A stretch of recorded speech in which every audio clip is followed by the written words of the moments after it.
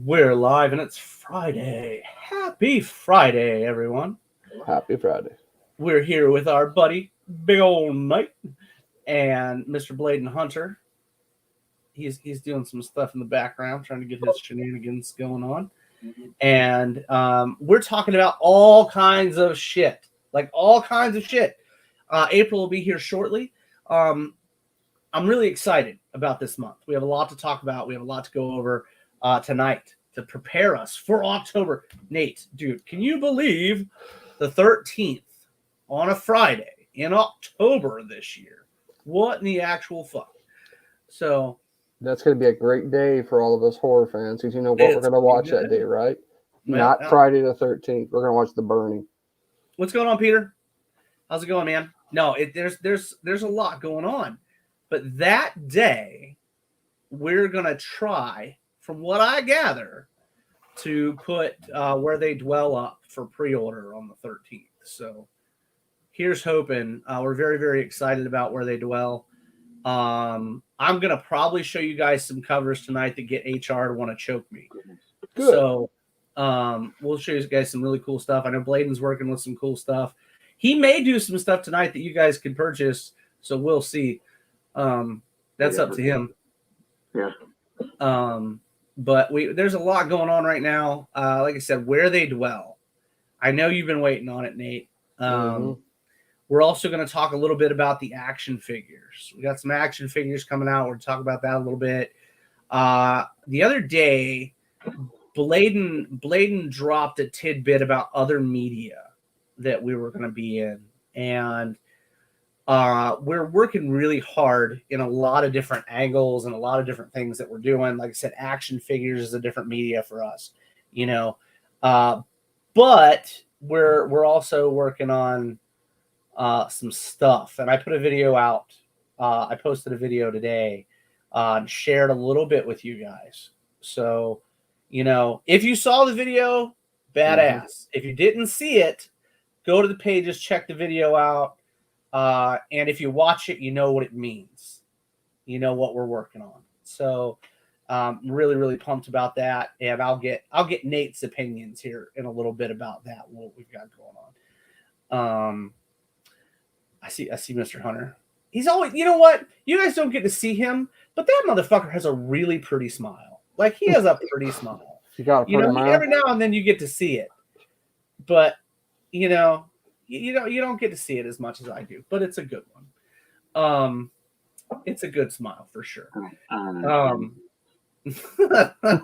Anyway, so there's so much going on with everything. You know, Where They Dwell. So you guys know a lot of stuff to do with the titles that we give always have to do with the actual books. They always have to do. It's very important to me to have titles that make sense with the actual content.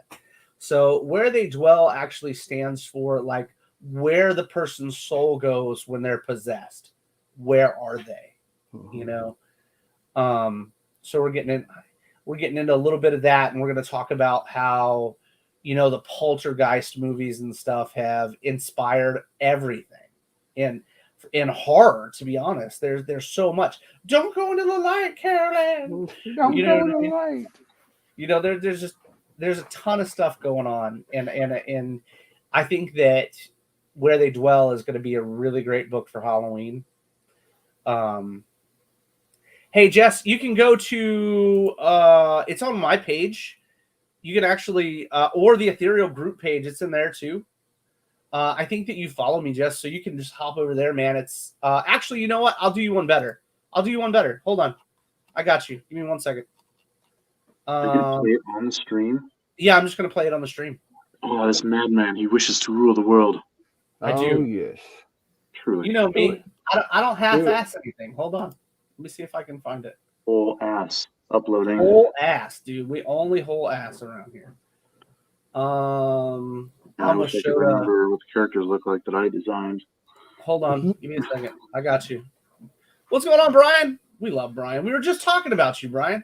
Literally. All good things. All good things. All good things. Always fucking good. Great things. Always good things. Great things for sure. For sure, great things. Let me get this video real quick. I'm gonna let you guys have this for 1 second while I grab this video.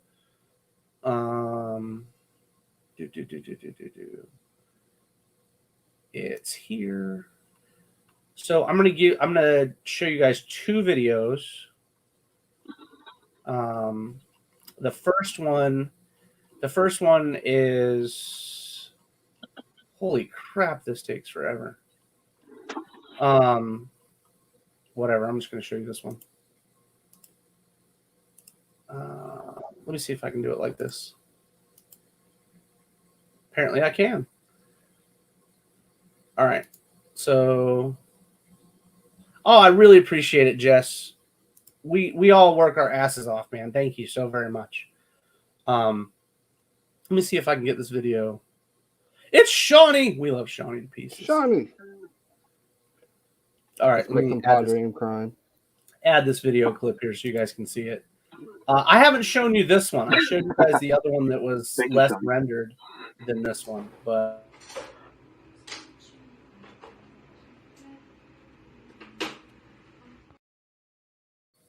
storyboards. Hey, whoa! hey, we're super excited about it. I wouldn't know if that was ready to share, but I got like 14 steps to go until that one's ready. It looks good to me. All right. It's growing. It's happening. It is growing, and we're all working on incredible stuff tied to that. We're all working on incredible books again. But let's get into before I'll leave you guys to think about what you just saw for a few seconds, and then we're gonna talk a little bit more about Where They Dwell. Yes, Shawnee, there is a lot going on in that little clip for sure.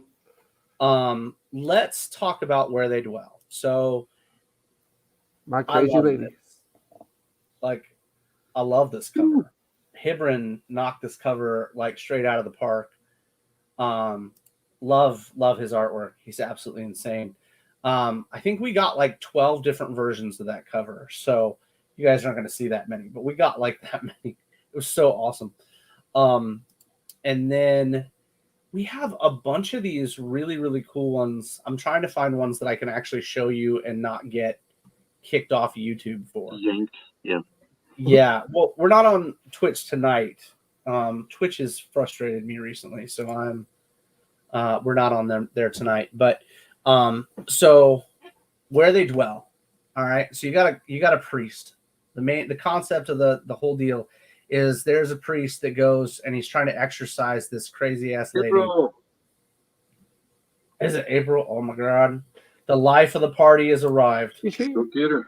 Yeah. I heard that you were like censoring, so I put some tape over her booby. Good call. I'm not Just for censoring. you. I was just being facetious, but Oh, okay. Trying to listen. Hey, arrange. Jess says, "How does this shit pop into your head? It's like you're a horror movie on shrooms." Yeah, yeah, that's me. That's some good shrooms. No, so it's so the concept is the priest is tried to exorcise this person, couldn't exorcise them, so he's looking around for information on how to exorcise this particular individual, and he finds a gentleman that's been locked away for 100 years in a Mexican church, and well, I'm not gonna give you any more than that, but they become pals. We'll put it that way. But a lot of people psyched about that one, and we're psyched about it too. And April's got one of the covers literally right there. Look at that gorgeous cover. It's beautiful. Good It is Lord. long. I'm loving these shades. I've got some yellowish colors here, some pinkish reds, and then it just fades into like the purples and reds. So it's I'm That's so a happy big with it. piece. Agreed. That is I never thought I'd say that in my life. But that's a big piece. But I've got my little partner in crime. So I'm gonna No, go it's Teddy Ruxpin. rescue him. Like what? I'm gonna go put him in his box. I'll be right back. Love him. So, not only do we have that going on right now, but we got the Halloween books coming out. The Halloween books are going to be really, really exciting. I'm going to try to bring up some more imagery that I don't think is going to get us kicked off here, and also not get. I'm more scared of April than I am I would be. fucking YouTube. So, I don't want to get kicked off for showing too much, but yeah, no, lots going on. Nate, do you have any books I can buy?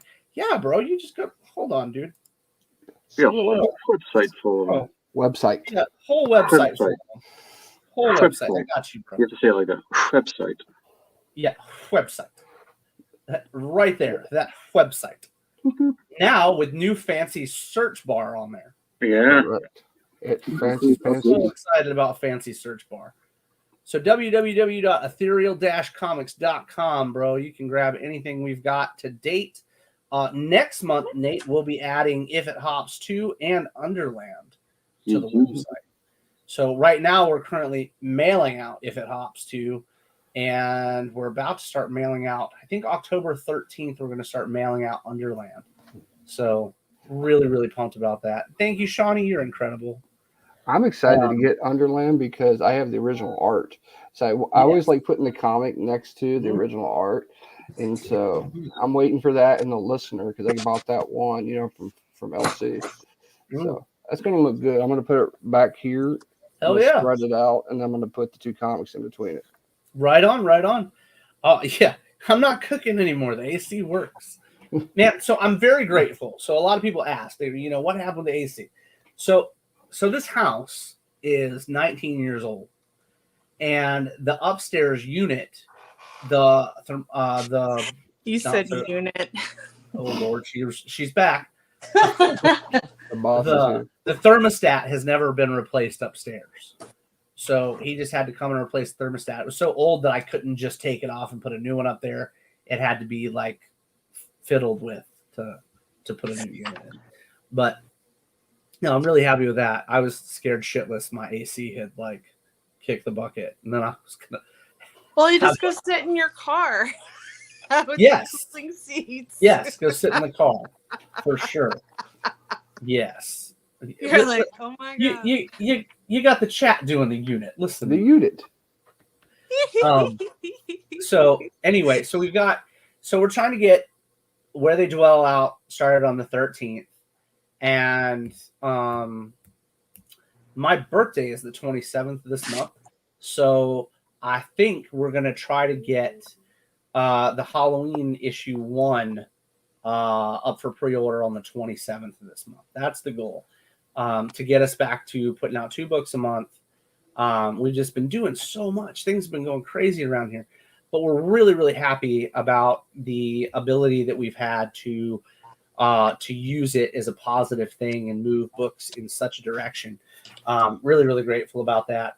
I am dealing with some shenanigans right now, which, facial shaved again. So, You don't look right.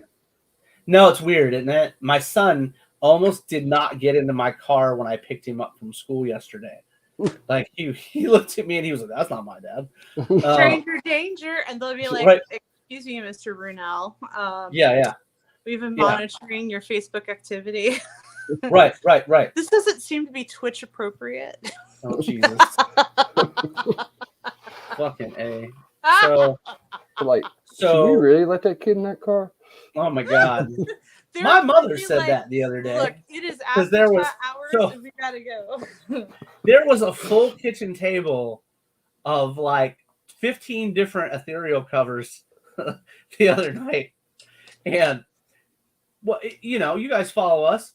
They're all fucking tits across the table, right? Sure. So my mom came over and she was like, "Why aren't you doing that in the office?" And I was just like, "I don't like being alone all the time." Well, if the AC didn't work, yeah, misery likes company. right, for sure. Hey, fulfillment's got to get done somehow. Man, it was cold as fuck downstairs though, because it was trying to handle upstairs and downstairs with the one unit. Man, it was fucking cold. You know what? Stop it. Crazy lady. He said unit again. Jesus. Yeah. No, you know what? Ethereal covers and babyface creator. Yeah, interesting combo. Mm-hmm. I have probably only shaved my face 3 times in the past like 4 years. 3 or 4 times in the past 4 years. 2 of them in the last 3 months. Yeah. Yeah, but it's not by choice. It's not something I relish doing. So I have to wear this thing medically, and it won't sit on my face with hair on it. And just a backstory with me, I am so I've been surfing since I was 11. I've been swimming since I was 4 years old, younger than that. And I am, but I'm definitely afraid of asphyxiation. Like, it terrifies me. And I quit wearing, like, when I was, I don't know, 16, I quit wearing necklaces. Normally I wear V-neck shirts, and but facial hair stops this machine I have to wear. I have to do it 2 times a day, and it won't connect to my face if I don't wear it right. And long story short, You could invest in like the Merkin, but for the face. yes, I don't know what the fuck that is, but yes, I trust you. If you tell me things, I believe you. I should not trust you. You should Google that one for. Don't agree to that one. You're not a good person. I am not trusting you anymore. So anyway, not nice fucking person. I am. I basically got to wear this thing because I got COVID real bad when COVID started. It's about 2 years ago. Actually, it was literally like right after I met, or right before I met April, and I slide ever since. Just a free for all. Yeah. No, but it damaged my lungs to the point, and I don't talk about the shit live because it's not about fucking pity or anything like that. It's just I'm being honest with you. This is why I had to shave my face, and so it damaged my lungs. I was down to like 40% capacity, and I went through all these treatments and all kinds of shit, and my heart had some problems when it happened, and so every now and then I try to use the thing that scares me to fucking death. So anyway, so that's why my face is shaved. Every now and then fall apart. Yeah, every now and then I fall apart. I need you now tonight. Listen to Eastland. Trust is misplaced Merkin for lower regions. I was sure it was. I absolutely sure. Trust is misplaced. Absolutely. Reallocated. Maybe insurance will like cover. Yeah. So anyway, that's why the face is shaved, because the machine won't connect to my face if I have hair on it. Sci-fi engineering for gills for fucking lungs and shit. That'd be great. But just so everybody is aware, my lungs are back up to 70% capacity, and I really appreciate whatever. You know what I mean? Not a big deal though. Just so you guys are aware, not a big fucking deal. That's why I've shaved my face. That's good that you can breathe though. I mean, that's a huge plus, especially if you're going up and down stairs, because capacity. You're going to be sucking wind trying to come up. Oh my gosh, bro! Like, you don't even know. You don't even. You could have just said that you were trying out something new and you're trying to look like a Boy Scout for Halloween or something. I'm Boy Scout leader. People have asked, and you know what I mean. People have asked, so I'm just going to be honest. I'm not. Did you say people or one person? People. Yeah. People have asked. So anyway, what else do they think about? So don't forget that Bladen and Renee will be at SpawnCon next month. I know that Nate is going to fucking a show tomorrow. Oh yes, a big ass show. What's the name of that show? Cowtown. Cowtown, the one I'm trying to get you into next year. Yes. So I can kind of give. We talked about this the other day.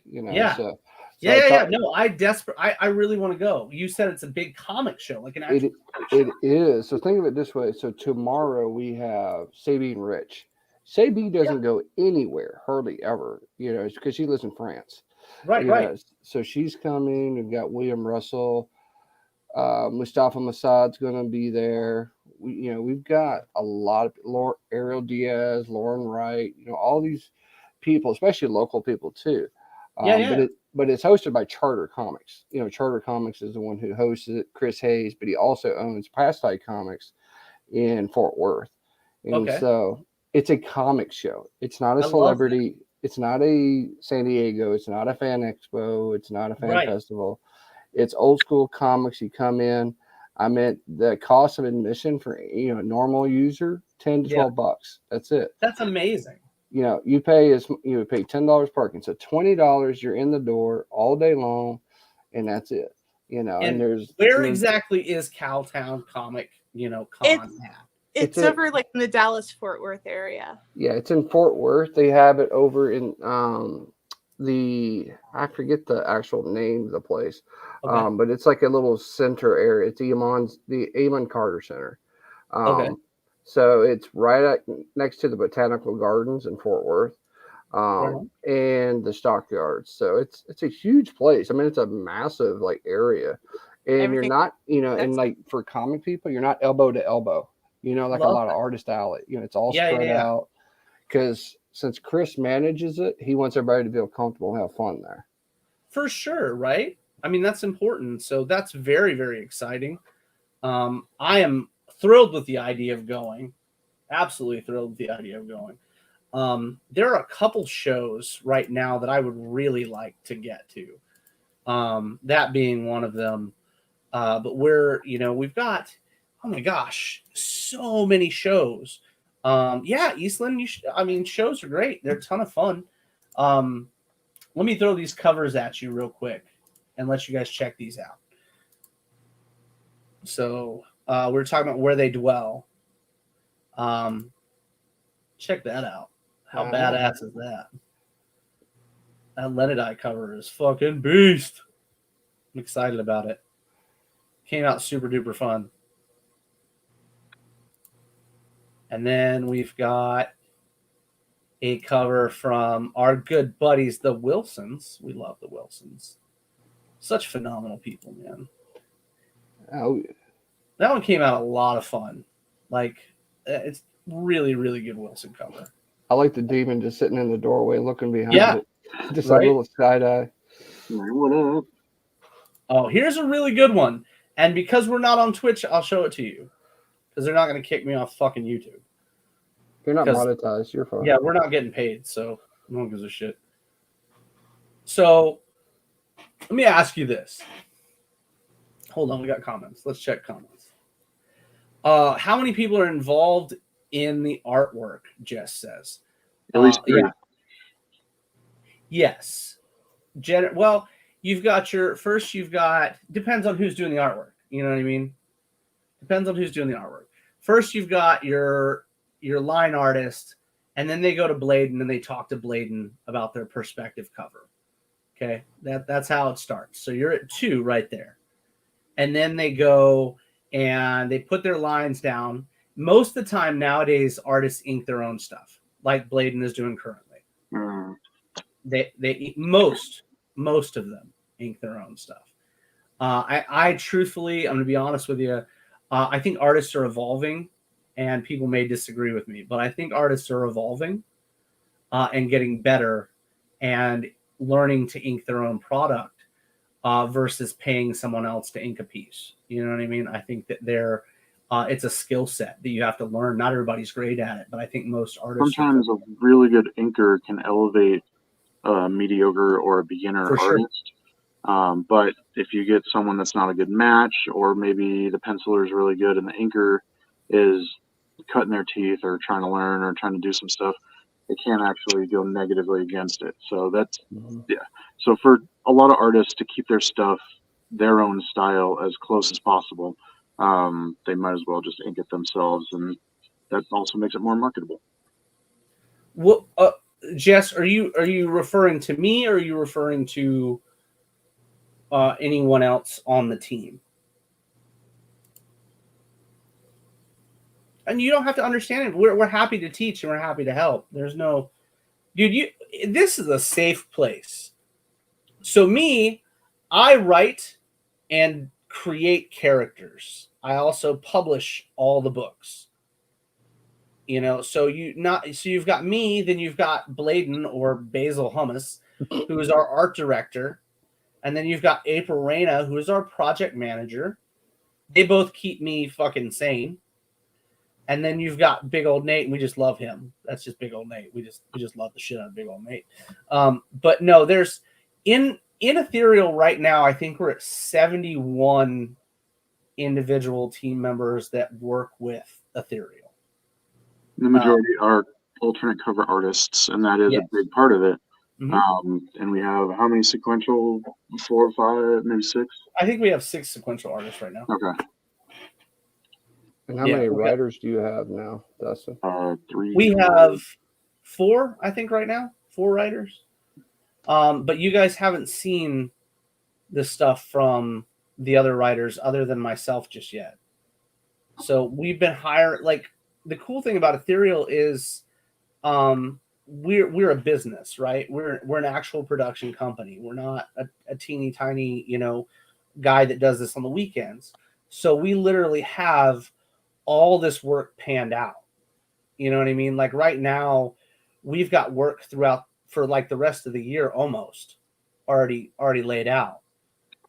So then we go into January, February, and you guys are going to start seeing other stuff and new books, and all kinds of cool shit. Like Dan Wickline's book. Mm-hmm. I mean, oh no, it was not just me, man. Definitely not just me. No way in the world. When I started Ethereal,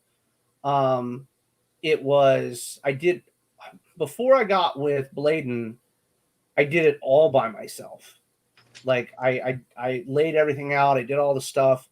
And then I was working with April, and we brought April on full time because she's incredible. She's fucking multifaceted, incredible. Superstar for sure. And I remember April and I were sitting in a show. I'll never forget it. We were sitting in Orlando, the worst show I've ever been to in my entire life. And we had just gotten Starbucks, and we were sitting there, and I remember eating this plain fucking bagel. And she looked right at me, and she was like, I might be interested in being strictly and solely with Ethereal. And I was like, we'd known each other for about a year at this point. And I was like, are you serious? That's the most amazing thing I'd ever heard in my entire life. Now, that didn't happen for about 8 months later. So, kick-ass movie. Watch the video, bro. Watch the video. We're working on the stuff. But no, the reason Ethereal works is because there are so many people working their asses off. There's so many people. There's so many elements and moving parts and cogs and wheels and just all the shit, man. I could never take credit for everything that Ethereal does. Yes, they're my characters. Yes, I write the stories. But like when you look at Bladen Hunter's work or April Reyna's artwork or anybody else's, they bring the characters to life. They literally, it's almost like CPR, right? On a flat page. If you breathe in, like literally breathe life into the words, these are the folks that are giving you, the creations. You know what I mean? I'll never say that BGD was just my thing. Never, ever in my life. Because when I took it to Bladen, he was like, this is a great idea. Let's do it. I had the idea. I was ready to go. I needed character designs. I needed to see the characters on paper. And, he knew exactly what I wanted. I joke about him being able to read my mind. And same thing with April. I joke about it all the time. But the two of them know me better than just about anybody. Because we're a unit. We are a unit. We are a straight fucking Unit is stacked. It is a stacked unit. It's a thicken. I've been drinking. I'm sorry. That's okay. As long as you don't have to do complicated math tonight. Yoink. It's Friday. Why not? Right. So I'm going to show you guys Vic Moya's cover for Where They Dwell. Oh, Oh, Not And, bad. and I know that Shawnee has seen it. I haven't seen it colored. Is it colored yet? yeah. Yeah, I am to blame if it goes bad and coordinates the talent like a ringmaster at a circus. If it goes bad, it is my fault for sure. I take full responsibility. Shawnee says, "Cheers, April." But here it is covered. Here's Vic Moya's cover. holy shit. Yeah, it's pretty badass. It's definitely pretty badass. So I remember when we first bought Vic on, and that was I believe that was an April scout, Mr. Yeah, Moya. that was. That was. Mm-hmm. She's like, "Hey, you gotta go check this guy out." I'm like, Yep. Yep. We were at Vegas. Shawnee says she loves that cover. Me too, Shawnee. Vic is incredible. Vic is every cover that he's done for Ethereal, he's knocked right out of the park, in my opinion. I think there was one that was a little bit like, oh, but most covers that Vic puts out for us are just absolutely insane. You know, He to the knows point, how to master Celine, and that is incredible. yeah, he loves Celine. Celine yeah. is really something he really enjoys working on. You know what's really cool.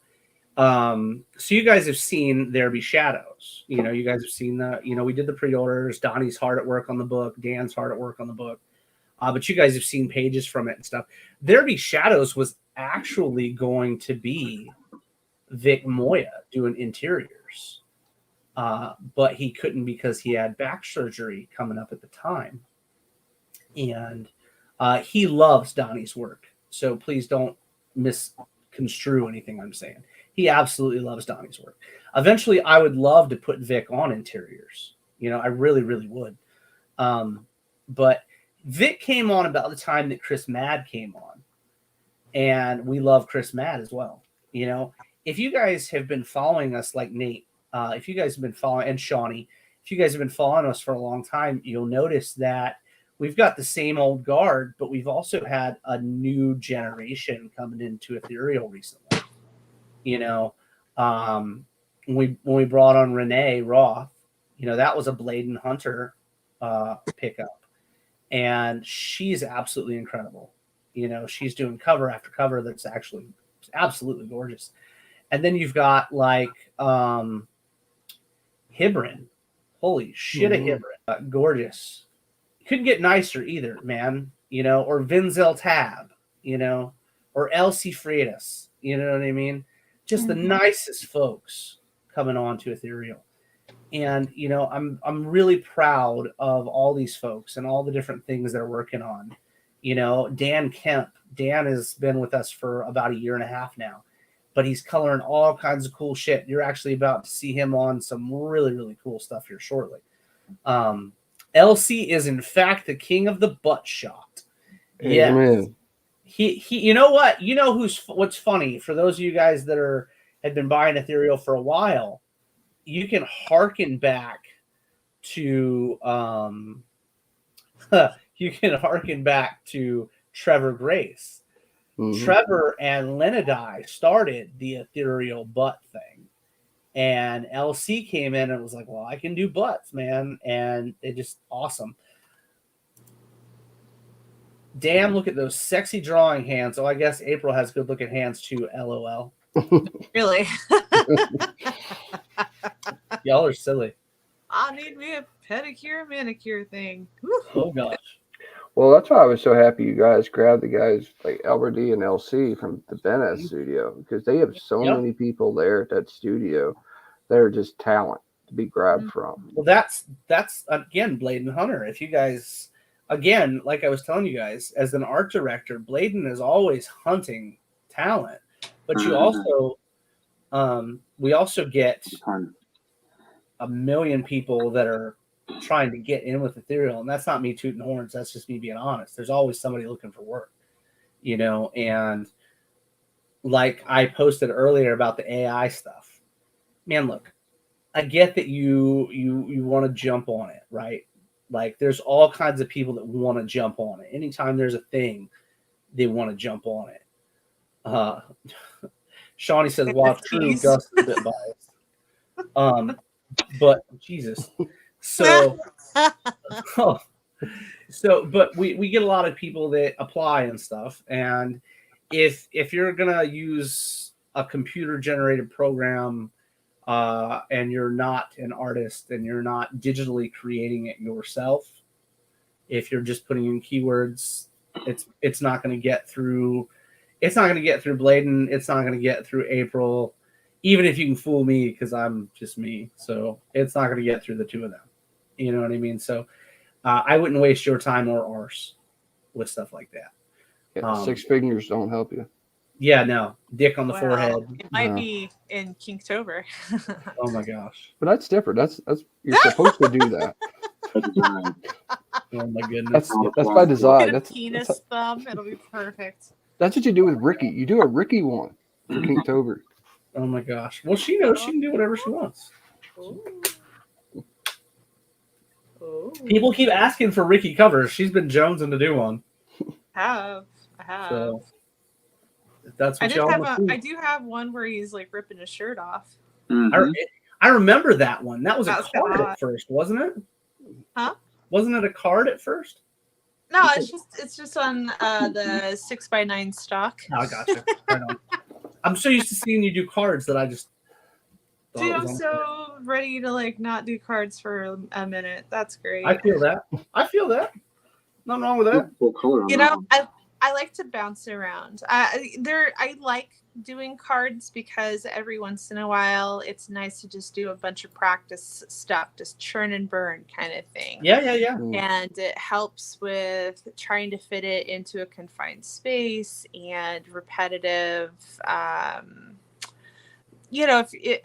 For instance, I had to do like 250 Red Sonja cards and like not one sitting, like in a block of time for their Dynamite. And I got done with that and I was like, all right, I can draw a redhead in a chainmail bikini. All right, I can do this. Yeah. But you never know what you're capable of until you set out to do it. So sure.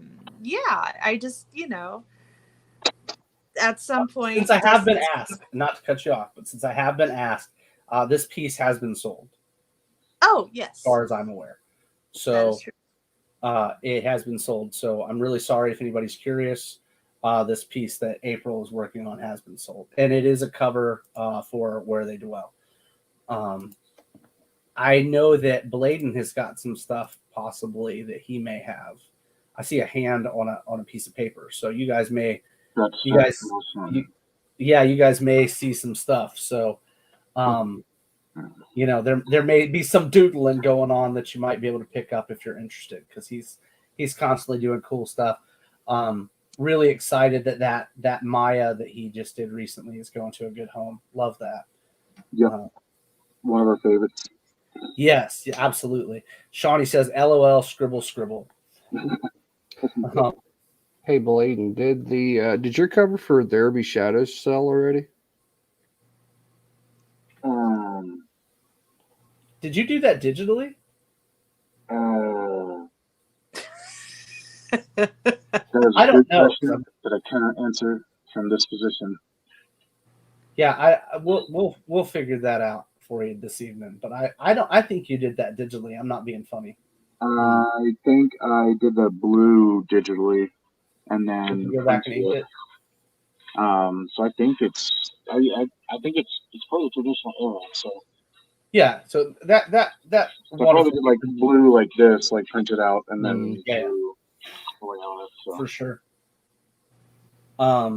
Well, so if you guys are fans, again, we just figured out, because we're amazing, we figured out how to put a fucking search bar on the goddamn website. So very shortly, like in the next 3 to 4 weeks, I will be adding a original art section to the website. So you guys will be able to go through and look at pages we've got, and you'll be able to look at cover art that's in there, doodles that are in there, all kinds of really cool stuff. So I also got to add the new pillowcases in there on that one. But all kinds of cool shit. I think I got some. I think I can show you one of the other covers. I think. I've already shown this, so I can show you guys. I don't know that you guys have seen this on here, but we were talking about Vic Moya. Yes, Shawnee, original art section. Very, very excited. Super pumped about it. Here's another Vic Moya cover. And this is for crossover. Damn. Pretty, isn't it? I hadn't seen the colors on that. That's awesome. They came out really good. Mm-hmm. I would love to, you know what's funny? That's I a would print. love to spot foil the fuck out of that cover. Mm. Like I really would. But you know what I'd want to do though, truthfully, is I would want to spot foil it in a way that it the bats weren't foil. Like just the purple. And the amount of work that it would, you know, if it was layers, it'd be one thing. I don't think the bats are on a layer. I don't think they are. You just select it. He has a layer for it. You think? Maybe we'll look Yeah, at it. I think that. he sent it to me. Oh, did he really? See, I don't know these things. We know. Well, that's not my part. You guys get to see all that cool stuff.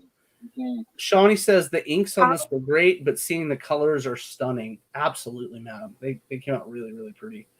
I have told you more times than not that if there's something that you desire, all you have to do I is know, but I don't think of these things until the moment. Then I think about it. that's when you need to write it down and be like, refer to April Pile. I know. I'm Right. fucking Work it out publicly in front of everyone. exactly. I See, did I'd not- like a print out of that one. That'd be a pretty print. Yeah, I agree. Yeah, I think so. Like, well, one of the cool things that folks are doing is that, well, that we've been doing with the Kickstarters recently is we've been offering full sets of prints, like Well, for all the covers. covers. Yeah, all the covers 11 by 17s.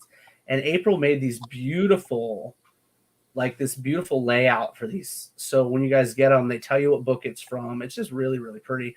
The logo at the bottom tells you who worked on the book, yada yada. It's print format. It's cool. It's very cool. It's very pro looking. Well, we got to get there sometime, right? Like, We're already there, sir. You I know. guys do amazing. I appreciate that, Nate. We're all doing the best we can, you know. And I joke about it all the time, but the whole Fran thing. But it's, you know, it's people that make the industry, and I think that's what we have in spades. That's absolutely beautiful. You know, the fans, the Frans, the folks that want to see the books, they want to read the content. That's what makes it so fucking incredible. You know, That they're unit. yes, a cohesive unit, and Not they're a all broken sticky unit? together. No, they're not a broken unit. Ew. Ew. Ew. Never get you. Although I'll stick to Shawnee anytime. Oh my gosh, y'all are a mess. Well, apparently you need Jesus, or at least your kitchen table does. Yeah, right. That Or was at least so a wet fun. wipe to clean it. Yeah. Oh my gosh, Jesus. Why are they all stuck to the table? That's because they're self-adhesive comic fucking bags. Okay, that's all it is. That is comic fucking bags. Ugh. That's why they're sticky. Ugh. I would tell you that is a pain in the ass though, like those self-adhesive comic bags. You, The little damn strips, like trying to get those Uh-huh. things. You're like, you know, I'm going to tell you a story. When I ship books, I ship them in those bags, but I do not pull the thing to make them sticky. I put a piece of tape on them because I want you to have the option. Because a lot of people don't like having tape on their bags, and I do. I've worked with comics for so long that, no, we're not sausage talk with units. We're talking about tape. So, tape roller. Andrew Wilson, funny fucker. But no, but we're when I send them out, I send it with a piece of tape over it to give you the option if you want to use the bags or not. And I actually found that when I order from our suppliers, they would rather send me the self-adhesive. They used to be more expensive. Now they're less expensive. You know, so I'm like, whatever, I'll take it. You know what I mean? And then you guys have the option to use them or not. Because every bag that comes from Ethereal is brand new. Every board that you guys get is brand new. because when I order books, I order stacks of bags and boards at the same time. You know, I don't. It's real tacky to send people fucking used bags. Like I don't know, man. That shit's worn out looking. You got like dog hair in it and fucking dust and just looks like shit. I don't want to send that to people. Why does it smell this way? Huh? Why does it smell that way? Right? Yeah, why does it smell like that? Smells like cat Stop food. smoking around your comic books. That's all I'm saying. Mm. You gotta chill Yeah. outside. You ain't fixing that shit. No, Unless you're not you got fixing. Kirby. You're not Unless you fixing got the yellow. Kirby, no lighting up. No, No they you cigars, can't no fix nothing. that. They'll tell you that shit. They're like, oh, we can clean it. Weed and white powder in the bags. Yeah, no. Shawnee says, crazy and goofy you may be, Dustin, but you tacky you are not. No, I am certainly not fucking tacky. But no, it's just it's impressive, right? When you open a very well packed package and it gets to your house, you can open it and you're just like, man, like our books, if you order an individual book, there's always a board on top of it as well. You know, it's Mhm. always taped together, you know, and then you open it and you're, man, that's a really sharp looking fucking book. You know, like I feel like comic books and orders don't start at the ordering phase. It starts the minute you open it, because that's that feeling of I don't give a fuck how old you are. If you're opening a package that came to you in the mail that you're expecting, it's like Christmas, whether it's Amazon or from us or whoever the fuck you order it from. So if it comes in a nice package and it's clean and everything's set up right, you know, and your stickers are in there, your business cards, your mini prints, whatever, it's all right there and looks great, you know. Yeah, no loose fucking packages. That shit's ass. When your book just comes in the Gemini and you fucking shake it and shit, it's not Mhm. good. It's really not good. So like that's why there's 4 pieces of tape on an ethereal book.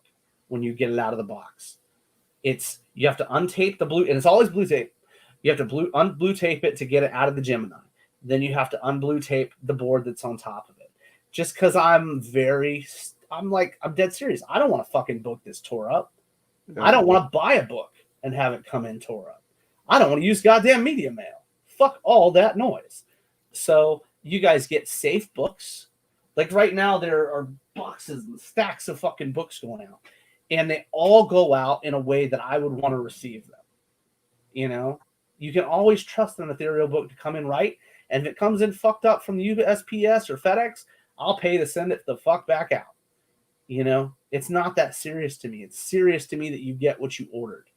You know, like Nate gets shit from me all the time. I do. Well, and I tell you what pisses me off though is when you get a package in, there's nothing wrong with the box, and the comic's already dented in the inside. What the fuck? happened? That tells you that they threw it in that way. Mm-hmm. Yeah. Like it was fucked up when it went in the box. Yeah, and Oh. I was like looking at it, I'm like, wait a minute. There was 3 books I got, and I'm like, the other 2 books are perfectly fine, no problem. Yeah. But it happened to be the foil cover one that was bit in the bottom left, and you can tell like somebody just dropped it. Somebody dropped it on the corner. I'm like, come on now. You know, you have to as a publisher or a salesman or whatever, you have to eat that shit. You can't send that out. You know what I mean? Like we had a foil come in the other day, and it obviously had been sitting in the heat because when it came in, there was like humidity bubbles in the interior of the book. You know what I mean? Or the metal connected to it, and that shit happens. That's not the creator's fault. That's nobody's fault. But you can't send that.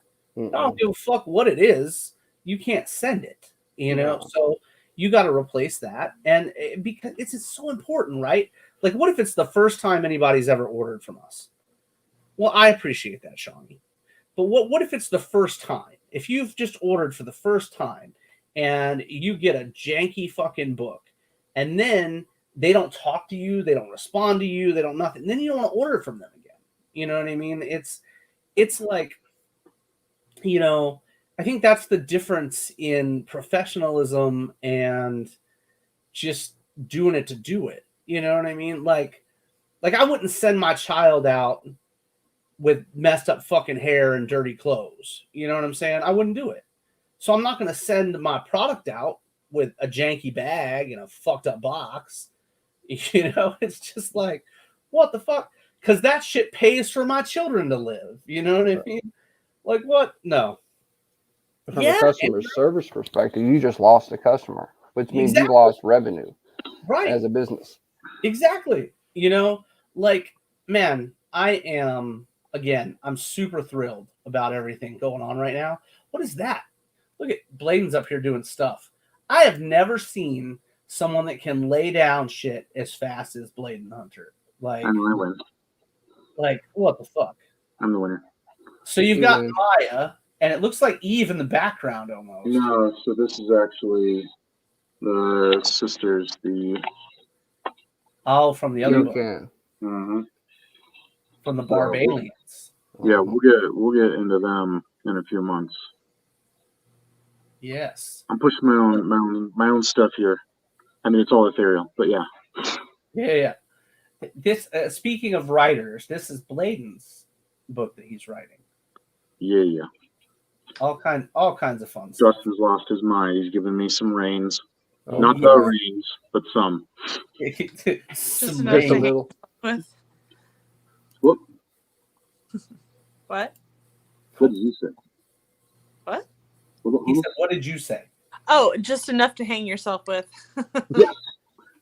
Just enough slack. Not literally. I mean, unless you're into that kind of thing. But, you know, I don't really want to know.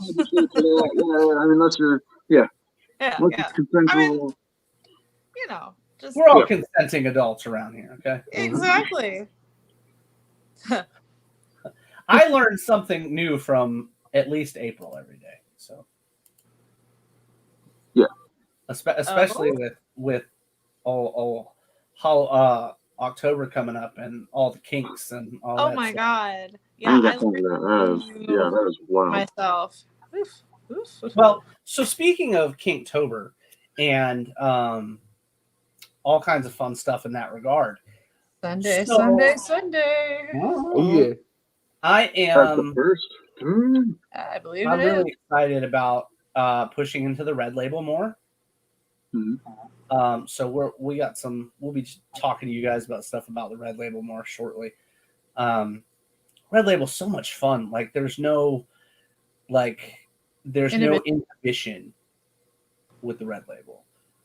So really, really pumped about it.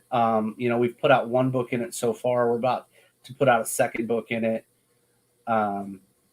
We are putting that in the Red Label, right? Yeah. Okay. This thing's not gonna fit in the Blue Label. Right. I just wanted to make sure. Yes. And that just goes to show you guys, I rely on April and Bladen as much as I rely on Oxygen. I mean, they're incredible. They know what they're doing. And Ethereal would not be Ethereal without either one of them. But the Red Label is so much fun. I was actually just pulling the If It Hops brand crossover covers for that the other night. Holy shit, I'd forgotten that she was like all up in that beast on top of that building. Do you remember that, April? I'm sorry, what? Do you remember the If It Hops brand crossover book? Oh, yeah. So I pulled those the other night. Oh, yeah. And I was like, I had totally forgotten what that cover was. Yeah. And I was like, oh shit, those can't sit on the kitchen table. No, they cannot. It's sticky for a whole different reason. Yeah, that cover can't sit on my kitchen table. You're welcome. So I was pulling them because there's 6 of them plus the 6 original art covers that you did. So I was getting all those orders together, and I was like, fucking A. Well, there's a story. So Bladen and I, many, many moons back, had talked about an If It Hops, almost like mini story type of thing, along with another story with some characters that he had had concepts for and written about. So I think that's probably the first book we're gonna first on series, even if it's a mini series that we put over in the Red Label, because I get a lot I get a lot of questions and a lot of curious folks in communities that want to see some more Red Label stuff. So we're definitely going to be pushing into it a little bit this year. Tons going on. We got the calendar coming up. We've got the Halloween books. Jesus, man. Where's my Everybody's T-shirt? Where's the shirt? April did the colors for one of the shirts. I know for a fact she did one of them. Woohoo! So Was that a shirt? I don't know. Whatever. I did one of them. They sent me the link to the other one that I had. I don't know. Just didn't see. I've been working on this to get it finished. Yeah. And then I'm going to try to get that one no rush. We're just colored. Yeah. Before October starts. So with any luck, Gus gets home tonight. I'll be able to hopefully work the weekend to get this done and that. And then Kinktober starts on Sunday. we're so excited about Kinktober. I always learn so much. Oh God. I Gus always said get he great wants a art shirt. every time. She always Gus does great for me. I'll hang it over the bed. You hear that? Gus wants a shirt for the bedroom. So yeah, so everybody wants shirts. Shirts have been a big pull. Ever since we did the shirts for Vegas, and everybody that we only did like 10 of them or whatnot, and people have been asking about shirts ever since. So I begged and pleaded, and the A team has put some beautiful shirts together. So Did you show the one that I did finish? I have. Let me grab it. Hold on. It's in the. Yeah. That's what she said. Ooh, Gotta find it first. Ooh. I also want to print the Nipply t-shirts. I still haven't done that yet either. Saw you did a post on that. I did do a post on it. Yeah, I keep meaning to talk to you about printing those because we spent all that time to fucking make that goddamn logo, that image. Yeah, you were very on it for quite some time with that. I was very, very excited about it. Where is this other t-shirt file at? Yeah, it's under the ownership drive. Okay, right on. Yeah. Secrets. Yes. But yeah, the Nipply shirt, man. I hunted for a dinosaur thing to. Oh my god. It was quite an endeavor. We'll put it that way. Yeah. You got a lot of things on Google, didn't you? On Google? If you were looking for dinosaur things like that on Google. No. I was looking for one of those like grabber things with a dinosaur head on it, and I ended up getting. We ended up getting them. It's in the HR folder. No, it's under like promo or something. Okay, right on. Promo. Yeah, that's probably where the images. Yeah, that's where the lines were. Low res cover images. No. Promo. Get ready. I'm in promo. Maybe accessories. No, it's in a folder. Is it the same link for where the black and white Store businesses and reach out, website stuff, Gosh. character designs, promo. See, we're organized. We have a lot of stuff. Yes, lots of folders. All the folders. All the folders. Shawnee says she's wearing her Vegas shirt as we speak. Now we have to bring Shawnee on. We have to bring Shawnee on to see the shirt. Gotta see the shirt. Got to see the shirt. I'm jealous. I don't have a shirt. We got to see. We got to see the. You just gotta go back in time and hang out with us there. Yeah, I man. know. Yeah, Vegas, man. That was an exclusive. People had bought those shirts before we even got to the show. But it was mostly crew for that too. Yeah. Yeah, for sure. So sent Shawnee invite to see her amazing shirt. Oh, so I'm going to show you guys something really cool. I guess we can show it. We can show it off. Hold on. I'm still trying to find this thing. Yeah. Size and shape matters. Yes, that's it. Okay, right on. Oh, that's the sticker. Different. Yeah, that was the. Yeah, I was all like, I didn't think it was a shirt, but sure. No, that one. Yeah, no, I'll show you guys that sticker too because it was super fucking cute. But it was funny It's a funny cute. So hold on, I'll show you the sticker. All I do is funny cute. That's true. Add overlays. So this is an exclusive for next month that Dan Kemp is going to color. I'll show you guys the lines. Let's see. Let me make some space. It's Shawnee. We fucking love Shawnee. Shawnee. Love the shit out of Is Shawnee. that shirt? Look at Shawnee yeah. wearing that dope ass shirt. I'm Fuck. so jealous. Man, look. Revenue. It's funny. Lots of people have been asking about that shirt, and I was like, I was only one place to get it. Exactly. I was very touched and very grateful that you're like, here. I'm like, Yeah, dude. So, yep. Whatever, man. And I love it. It's comfy and it's great. And I get compliments on it when I wear it out. Right on. I love that. Mhm. Absolutely love that. So here is April's sticker that she colored that Bladen did the line work for. Thought it was super fun. Yeah. Oh, that is so wrong. Oh, that is so cool though. That's so great. I love the look on her face. Yeah, like the Uh-huh. Which one? Uh-huh. Riri. Do we want short and thick or long? Yeah. So then Bladen did this incredible piece. And I don't know. Did you do that exclusive? Did you do it digitally, or did you do it and then upload it? I don't know which one you're talking about. The one for next, the one You know, come on, Blaine. You know, the one, that one. Yeah, we'll make that a shirt, Gus. Yeah, it should be a shirt. Yeah, the Spawn one. You're gonna take that to the show next month, right? Yeah. Okay.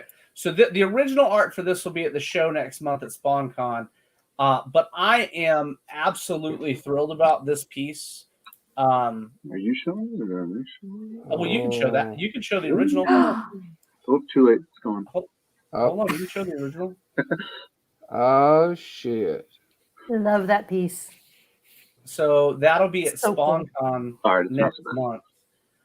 And you guys will be able to pick it up from Bladen at SpawnCon. Well, one person can pick it up. That's fierce. Yeah. Thank you. Then you've got I'll bring it back up so it's not moving around. You guys can get it together. Mm. And that'll actually be colored by Spawn cover colorist Dan Kemp. That's Yeah. right. Oh, that's going to be so cool. And we'll get exclusive prints made. Yep. Yeah. Mm. Yep. So that's going to be super, super cool. Heat wave. It's a good thing your AC's on, Dustin. Yeah. Oh my gosh. Let me tell you, I'm so excited about my AC being back on. I was ready to cry. Like, because it's funny how much you don't realize how awesome AC is until it's Until not you there. don't have it. Yeah. Like I remember I went and I picked up the kids from school. Gus said that's Paris Hilton hot. Absolutely. But I went, I took the kids to school, came home, and I came back. I was going back upstairs to work. And there's like 23, 24 stairs between my first floor and my second floor. And as I was getting to stair 19, I felt it. It was like a blanket of heat. And I'd only been gone like 2 hours. And I came into the office and I even cut the fans on. I was like, this is just ungodly. I didn't want to have the computer on either. It was so hot that I was just like, I didn't want to have my computer on at all. Did you literally say, "Oh my god, I can't even"? I did. I was like, this is bullshit. And Heather's if you like, didn't, the computer would have been all, I'm melting. yeah, for Right. sure, right? I'm trying to make this thing. I've got this computer for a few more months. I need it to just go for and it's a nice computer. It's just been around for like 7 years now. It needs whatever. But Obi-Wan Kenobi, you're my only hope. exactly. I didn't want to cut the bitch on and have it melt and then lose like If It Hops issue 4 because my shit melted. You know what I Maybe mean? you should upload that to the drive. It is now. All of them. Every fucking script has been uploaded to the goddamn Just drive. you saying that gave me Boy. an anxiety attack. Yeah, all the scripts are on the drive now, including the one that the outline for a new story that I was talking to Bladen Hunter and Mr. Nate about before we went live. and I don't mind talking about it live. But we're not going to tell you the writer's name just yet because he's got some other things going on. But we have brought in a writer that'll bring on a new story in the world of If It Hops for next year, and it'll be a story that runs tandem with the regular issues of If It Hops, like story wise. So it'll be happening around the same time period, and the main character's name will be Athena. And it's about a punk rock pig. So it's going to be mad fun. I'm super excited about it. I'm excited already. Yes, it will be super fun. You had me at punk rock, and then you added pig in there, and that's yes. Even better. Bladen already, I told Bladen about it, and he was like, I got to sketch that because that's going to be just amazing. Rough draft one. But it's going to be a lot of fun. We are, like I said, we are bringing on some amazing, amazing writers for this year coming up. I'm really thrilled with it. But If It Hops has gotten to the point where it's so large that I wanted to give you guys more and more angles and sides of this world so we can continue building it. And I never want you guys to feel like our books are linear, ever. I never want that. So when it comes to If It Hops, huh? linear. Yeah, what you said. Yes. I heard something else. I don't know. I did too, but I knew what he it's the subtle nuances that you missed. We're Oh, back God. to I was trying not to go there, but I have Whatever. zero. Whatever.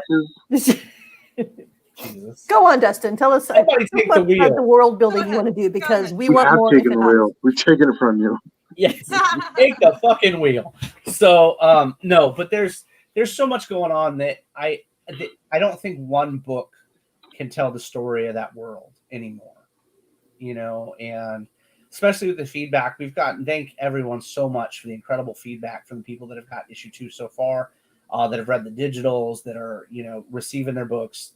Very, very cool stuff. So, but If It Hops, it's again so large that having this, showing you guys the city from other sides and other angles, showing you guys Eden from different directions is so important to me as a storyteller. You know, like we're getting Seaside and we're getting K-side, and you guys are getting to see I just want to draw Ryoshi. characters, and Dustin's like, you need to draw cities. And I'm like, oh, jeez. Yes. It's like, okay. Yeah. Ooh, you could do one of those like Batman over Gotham City kind of homages. That'd be cool, right? Like the one with Superman and Batman? Yeah, Right. you're going to have to pay You could have a somebody to do a rain background on variant where that. you could literally draw every single swatch of rain. Yeah, Nothing will make you someone more else, happy than that. Yes. someone else can do the background on that. I'll pay Bladen's at already- least $30. Jeff Wilson would be perfect. Step away. You stop. Yeah. Anyway, Aw. so Jesus. No, what? Look, that man can draw a background. He can. He just doesn't want to. He just doesn't want to, exactly. You're He will complain bitterly the entire time. It would Yeah. greatly interest me, and I would be like, And that's because you are a It's like wonderfully beautiful evil person music. sometimes. Anyway, so before we bring the wrath of that, I'll buy him a drink. um, And anyway, we'll talk complicated math. so Punk Rock Pig, Athena the Punk Rock Pig. So we, you know, in the very first issue of If It Hops, we talked about the squirrel riots. And since I talked about it, JT Malloy has asked me and asked me and asked me. Why am I not surprised? Information about, because he likes world building. So he's asked me a lot about it. And it's squirrels. style is punk rock. Like his drawings are punk rock. They're absolutely. He is You know, Yeah. yep. Punk Rock Pig for the win. So the concept will be a character that is growing, that is very anti-establishment because she believes certain things, and she also believes hyperbole she's been hearing from here and there and all kinds of other shit. I'll punch you. So right in the junk. Yes. How do you feel now? You're gonna take a page from your little man there. That's it. Mhm. I've learned everything I know from him. Sit behind the counter and wait for the taller person to walk by. That's what you get. You don't need no more babies. So, That's what you got Anyway. dogs for. yes. So anyway, the character is dealing with a lot. The death of her parents. She's trying to overcome a lot of things. She's also trying to overcome stereotypes because of where she lives. We're also getting into the fox, how the fox were removed from Eden. What does the Was it the fact that said Oh my god! No! I hear that every day. My son dances to that in my living room. I know we're not even. No, he dances to that and the goddamn Gangnam Style, and I nice. am child-free and happily oblivious. yeah, no, Love it. like Wait till they start doing the floss around you all day. Oh my so. God. Fall break starts it starts tonight. So fall break goes all the way through next Monday, and the 13-year-old is here in the same place as the 5-year-old, and it's probably going to be real bad most of the days. So I may just hide while they're here. You better. I might. And now you But- can with AC. Because there's AC, exactly. There's AC. What are you doing? You're sitting in here like fucking with cracking boxes. Exactly. I'm writing books. I I'm can't working. help you. That's right. Go away, meanness. Oh, dude, he's been in his room all day because he got in trouble. Like since he got home, he's been. Yeah, that's how bad it was. He's been in his room all day Wow. since he got home. Yeah. So Waiting for you to retire for the night so he can drop some Hot Wheels from a few flights up. That was the cat. Well, you look, the cat and the dog. No, sorry, the cat working and the together. kid can be. yeah, in cahoots. yes, tandem. Yes. True. They're a union. Shenanigans. Shenanigans, exactly. Yes. Jesus. Where So do you think the cat learned it from? Right? Probably, yeah. That's a good Turn point. two. Nate. the cat doesn't come out anymore unless the puppy is asleep because she hates the puppy. So Well, Uh. yeah. That's prime Hot Wheel dropping time. he's not allowed to have any Hot Wheels on the landing anymore. Anymore. Nobody's about it. That is a thing. So anyway, so Nate, do you have anything for me? Have you been thinking about anything past couple days, or have any cool ideas, thoughts, or what have you? Well, I thought about a couple things. Well, tell me. So first, all the synopsises are done that Right you on. guys need to write. So I'm doing the last edits on those. They'll come to you on Monday. Sweet. I'm excited. And They are they're- right up on the website. yeah, that was the whole intention because just so everybody understands, like the first review I did was based upon a book that's been out for a long time. Mhm. So everything else that's been out but without the last year or two. So we don't really want to give away the whole story. Like Justin and I went through a lot of rewrites on If It Hops for that reason, because it's just there's too much to give away, too easy to give away because it's such a great story. So that's what I've been working on. I had some questions about not just where they dwell, but there be shadows. So Please. when do I get to read script number 2? So there be shadows? Uh-huh. Oh man. Oh man. Well, we got a When- few projects that are gonna come Yeah. before that one. Yeah. So it might Yeah. be like 6 months or something.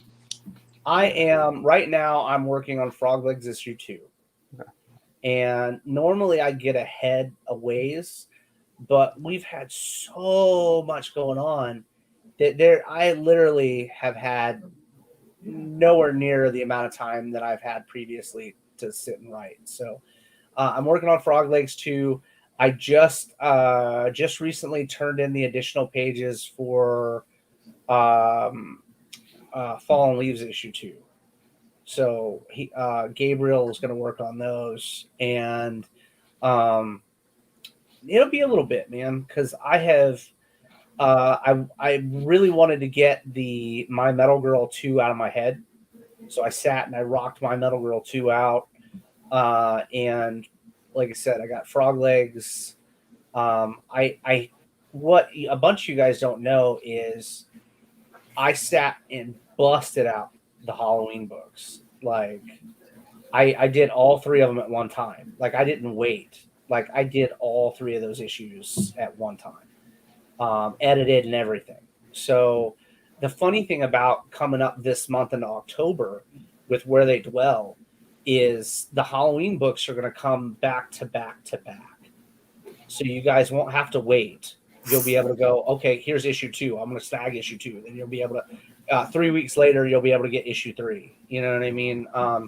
And I knocked all those fucking books out. So, and all the interior guys are working on those right now. So, but though that story was very different for me, because when the issue ends, it literally picks up at the last page of the last issue. So, but the way that I write, I tend to write to an artist. I don't know if that makes sense to anybody, but it's almost like a letter to whoever's doing the artwork. So, like the first issue, tons and tons and tons of stuff that I knew Bladen would knock out of the park, right?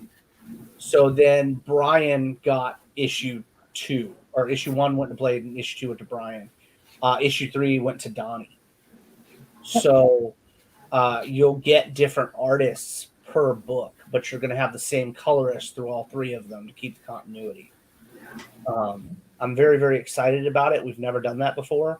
I've also never written a mini series before. So this will actually be a 1 through 3 type of deal and done, you know. I think the whole thing being a grand experiment is really cool because, like you said, you haven't written this kind of thing before. It's a mini series, different artists, same colorist, per book, and also, like you said, you write to the artist, so there's going to be subtlety in how that is and everything from book to book. So being able to grab them back to back to back is going to be amazing. Yeah, you'll be able to get them all back to back to back, and which is exciting to us. So I am very thrilled with the artists that are working on it. All the covers are goddamn stupid gorgeous. Like they're really fucking good. Like I don't know that there was one of them that we were like, yeah, no, you know what I mean? Normally you're like, oh, throw that one back and get another one at least once. You know what I mean? I don't think usually mine. No, whatever. But was that challenging for you to write that much that fast compared to usual? It wasn't that it was. So if you go back and you read like The Listener, or you go back and you read BGD, I wrote The Listener like nonstop. Like I sat and wrote for like 4 weeks, like straight, like 8 hours a day for 4 weeks to get those books done. And when it comes to like, then when you went into BGD though, I can knock out an issue of BGD in a night. Because I know what I want. I already know what I want to see. BGD is like a movie to me every time I work on it. It's literally, it unfolds as I sit down. And I'm very grateful that it works like that for me, because it doesn't work like that for everyone, so but this was different in a way that it was probably the hardest thing I've ever written, this Halloween crossover, because I had to take into account every different character, because there's literally fucking every different character in these 3 books, like all the way up to My Metal Girl characters are in this 3 books. So it was trying to take into account how each character would act. Normally I sit down and I'm in a headspace for these characters, like I'll talk to Bladen, or I'll talk to April, or I'll talk to someone that is that knows the characters, and I'll be like, hey, look, this is where I'm going, this is how I'm feeling about it. But this time it was like, how is this character going to react to this character? Or like, how is the stimuli going to be different? you know, because they're all different. Like every ethereal character is so vastly different from each other that it was just literally like taking every color from the RGB scale and just chucking it to fucking together and being like, here they are. How would they all interact? You know, I imagine some of them, well, I mean, that all sounds difficult and crazy to me, but you know, I'm sure you did a fantastic job. But like some of the characters too, like you said, Penny's style from, you know, Theater 7 is so different.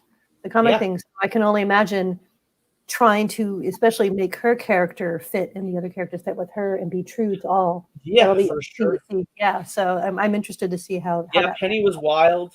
Jen from My Metal Girl was wild to write into this because he's a pretty easygoing dude, you know. So that was different. You know, adding Ricky into it was Ricky is like Rambo, right? Like no bullshit. So if you're as old as we are, you're used to the action stars and the action heroes. You really don't get that anymore. But when we were kids, we had Stallone, we had Schwarzenegger, we had Van Damme. You know what I mean? We had these characters that would go in and do what? Seagal. Yeah. Well, he doesn't count. I don't count fucking Steven Seagal. No? Oh No, man, Under he's a Siege fucking- was awesome. Whatever. I don't count him. I'll count Nicolas Cage before I count Steven Seagal. Christopher Lambert, damn it.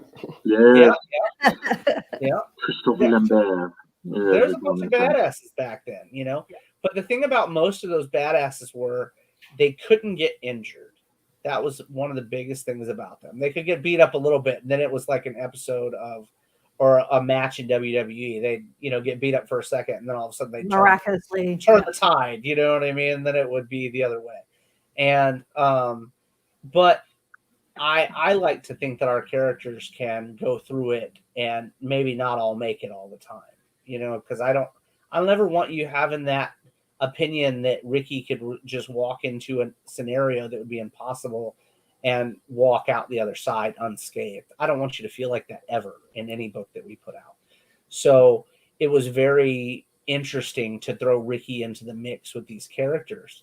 And you'll see the funny way that we interact with them for the Christmas book, because we're going to start mailing that out in November. So you guys will get that. And you'll see the ways the characters react around each other. And that actually will blend into the Halloween book. You'll get to see those same type of reactions, but they're in a very different scenario in the Halloween crossover than they are in the Christmas book. So did writing the first book help a little bit sometimes because you already had a lot of the characters kind of together interacting, or it's just the sheer situation that they're in makes it very different enough to where that it's like, nah, it's all new. Yeah, it's night and day with these two different books. You know what I mean? Because the Halloween book, I grew up watching like monster horror, right? That's what I grew up with. You know, your Aliens movies, your Predator movies, your B movies that were just knockoffs of those. You know, it was Species. You know what I mean? Whatever the fuck. And those were the type of movies that I grew up with. And you know, we'd rent on Friday night from Blockbuster as kids. You know, and it was just very different than your slasher films and stuff. You know, so when I put this together, I wrote this more for not only for like the normal horror fan, but I went out of my own like comfort zone. Like, cause I have a particular type of horror that I write. And I was like, well, we're going to do this different. Is very much more, it's like the difference between Anaconda and Saw. Like I went ham with it, and it'll be a lot of fun. I think people are really going to enjoy it, but I had to do different. I had to put characters in situations that they would never be in, you know, and how would they have reacted? How would, you know, and the whole deal again, because I have to have layers in storytelling. So I can't just give you shenanigans. So it's like, how does this character know this or not know this? Or how would they hide this or pick this up or deal with that? You know, how would they react to finding a friend that is not breathing anymore? You know, how would Penny react as a fun loving, you know, kind of ditzy individual? How would she, you know, and that's not to call Penny stupid because she's far from it. She's just very silly type of character. Mhm. And Naive. yeah, for sure. Mhm. I don't know about that. She's very, yeah, there you go. Well, she very much knows what she is. You know what I mean? Penny's no dummy, but she's also very like, she's never out to hurt anybody. You know what I mean? And the things she does is more amusement to her than anything else. Like if she like in issue 2, she reaches up to a candy jar on a third shelf and her cheeks hang out the bottom, and she knows she's doing it. She's not stupid. And she's just trying to get a reaction at the guy behind the counter. You know what I mean? She's just fun. You know what I mean? She's not hurting anybody. She's not, you know, she's not sleeping with a million people. She's literally just, you know, it made him smile. So in fact, she smiled. You know what I mean? There are things, nuances, if you will, to all the different characters. And because the thing about Ethereal is they all have to be different. They all have to be different.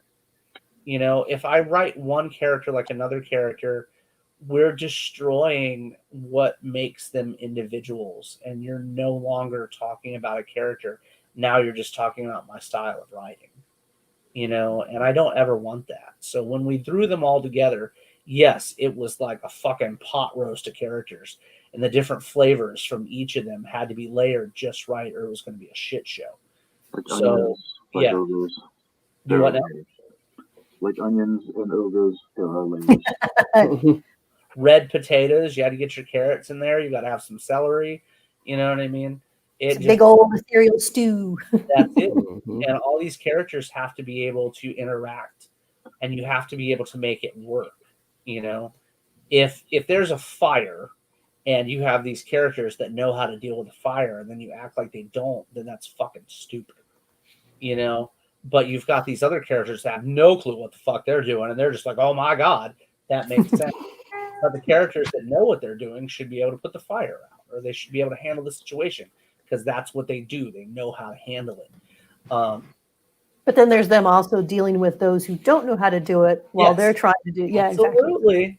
Exactly. Hey, man, I've been a first responder for a long time, so so you know, it's like I know what I'm doing. You don't. Right? Just chill out for just 5 seconds, you know. And that never works. No, never. So you're saying that they're not a cohesive unit? Absolutely not. They're not thicker than leaves, I promise. But you do have characters that get along better, just like you would in any large group. You have characters that can vibe better with other characters than they can with the entire group. You know, so we work with those type of things, those situations. You know, not only that, in the book, not all the characters are in the same place. You know, so you're dealing with, or even at the same time, if you will. You know, so there's a lot to it, and I think that people will really appreciate it. There's also I played with the ideas of a lot of the ideas that people ship us. I don't know. I learned what shipping was not long ago. So like harbor and freight. Do what now? Like harbor, like freight. No. Like the kids say shipping, they ship. It's a relationship thing. Yeah, like when you send something on Amazon or when you. Yes, exactly. Thank you, Sonny. For sure. That's what it is. Sonny got it. All right, we're good. Yeah. You got it. You're on it. Blake nailed it. It's all good. Yeah. So like there are characters that people wanted to see together, and I play with those elements, you know, because it's canon to its own world, but it's not canon to the larger worlds, you know. Yeah. So you'll get to see a lot of different things than you would in a regular ethereal book. So if you ever wanted to see, I'll show you one. Hold on. Yay. I'll show you one. And I can't get in trouble because I already got in trouble for it. I already showed it once and got in trouble, so I can't get in trouble twice. How's that even a thing? Because HR will get me. Hold on. HR can be brutal. Please. HR will get me. Let me She's find it. Huh? I'll show it to you guys. I'm safe from HR tonight. You're never safe from HR. Huh. That's very true. That's very true. HR has ways. HR has ways. Yes, The side-eye of judgment is quite strong. it is strong. Either that or it's kill him in his sleep. She just reaches out to my wife, and that'll be the end of me. What happened to Ethereal? King in the hose. New management. Actually, I thought I had. Apparently not. Hold on. I have my ways. Yes, she's in my computer as well. Hold on. Well, your computer's working against you anyway. Yeah, Find something. I got something. I got But something. I'd have to go dig in. So We have backups and backups, so that's good. Yeah, backups and backups. I got the So I've got original. this one, and man, Vic Moya is getting love tonight. That's because we love Vic. We love Vic. We love the shit out of Vic Moya. Vic is getting some love tonight. So, That like, sounds if messy. it sounds messy, it does. But in a good way. So, if you've ever shipped this couple, and I've seen it, it has come to me tens of hundreds of times from people that read this particular book. But they have shipped this couple numerous times to me. Yeah. So, if you shipped that one, you'll There enjoy you the go. Halloween crossover book. You'll also enjoy the Christmas book. So, that is a cover for one of the Halloween issues coming up. Yeah, Vic is definitely getting love. That's beautiful. Oh, it's absolutely beautiful. April did some stuff on that one too. Oh. Yeah, I love it. I love those characters though. Those characters have pulled me through numerous nights. They do When- have a special place in your heart, don't they? For sure. Absolutely. Those girls are very, You very like all your important. characters, but you have favorites.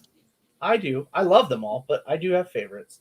I think even Maya are definitely up there in my graces. It's funny. I think Maya has always been Bladen's favorite. I really do. I think so. Tend to do it quite a bit. Yeah, it's just fun to draw. He's pleading the fifth. I think she's always been one of his favorites. But but this particular book will push. She is the main character of the Halloween miniseries. So you guys everything is from her perspective. In situations, she's the main protagonist. So it'll be a lot of fun to see how people react to the way that she reacts to situations. Like I said, the Christmas book is the same type of deal. All these characters are together. But the Christmas book, we didn't have anywhere near as many characters as we have now. So it was like putting them out there. But that relationship exists in the Halloween book too. The Ricky and Lilith relationship is pushed into the Halloween trilogy as well. So if you have a favorite ethereal girl, you're probably going to see her naked at least once. At least once. Oh darn! Probably. I'm not saying it's a fact, but probably. But chances are good. Chances are pretty good. I didn't do as much fan service with the Halloween books because I felt like we were doing so many beautiful covers that that was pretty much covered. Like I didn't really. The first issue we did some of it. Oh wait, the third issue. I totally forgot the third issue. So yeah, the third issue's got plenty of fan service. But the second issue is pretty in your face. There's not a lot of fan service in that. But it'll give you a different viewpoint. And that's something that I did want. I wanted you to look at different characters in different ways. I don't want you to always feel like these characters are just one way. I wanted you to see that they have different sides to them and they are different types of people, if you will. Like when you write a character, like everybody's like Superman. He's always like this. I don't like that. I'm not a fan of that. You know? I think, well, I don't know. My opinion is that I think you do that just in your journal writing anyway, with the progression of the I story. I mean, appreciate it'll be really fun to see it in like the Halloween issue and Yeah, and is the Christmas issue. But overall, I think you do layers anyway. You start with a perspective, but oftentimes you will turn it around and we'll see them in a different light. And I think you do that just throughout the progression of the stories as you write them. So well, that's normal. This is you'll see it more in this because I right, really it's a little more apparent and kind of in your face. yes, ma'am. Absolutely. Well, I just wanted you to feel like, like when we use, Ricky, we show different sides of Ricky. We've shown him angry. We've shown him soft-hearted. We've shown him, in different aspects of the character. Same thing with Maya. We've shown you this tough, gruff chick, but we've also shown someone that can care and is tender as A little well. vulnerable. Mm-hmm. Right, for sure. And but this is even more so than any of that. This is almost as emotionally fueled as the third issue of BGD. Almost. Okay, As that's emotionally like I said, it wasn't a complaint at all. And yeah, no, absolutely. Yeah, no, this is very much a what can I do to push these characters to their limits?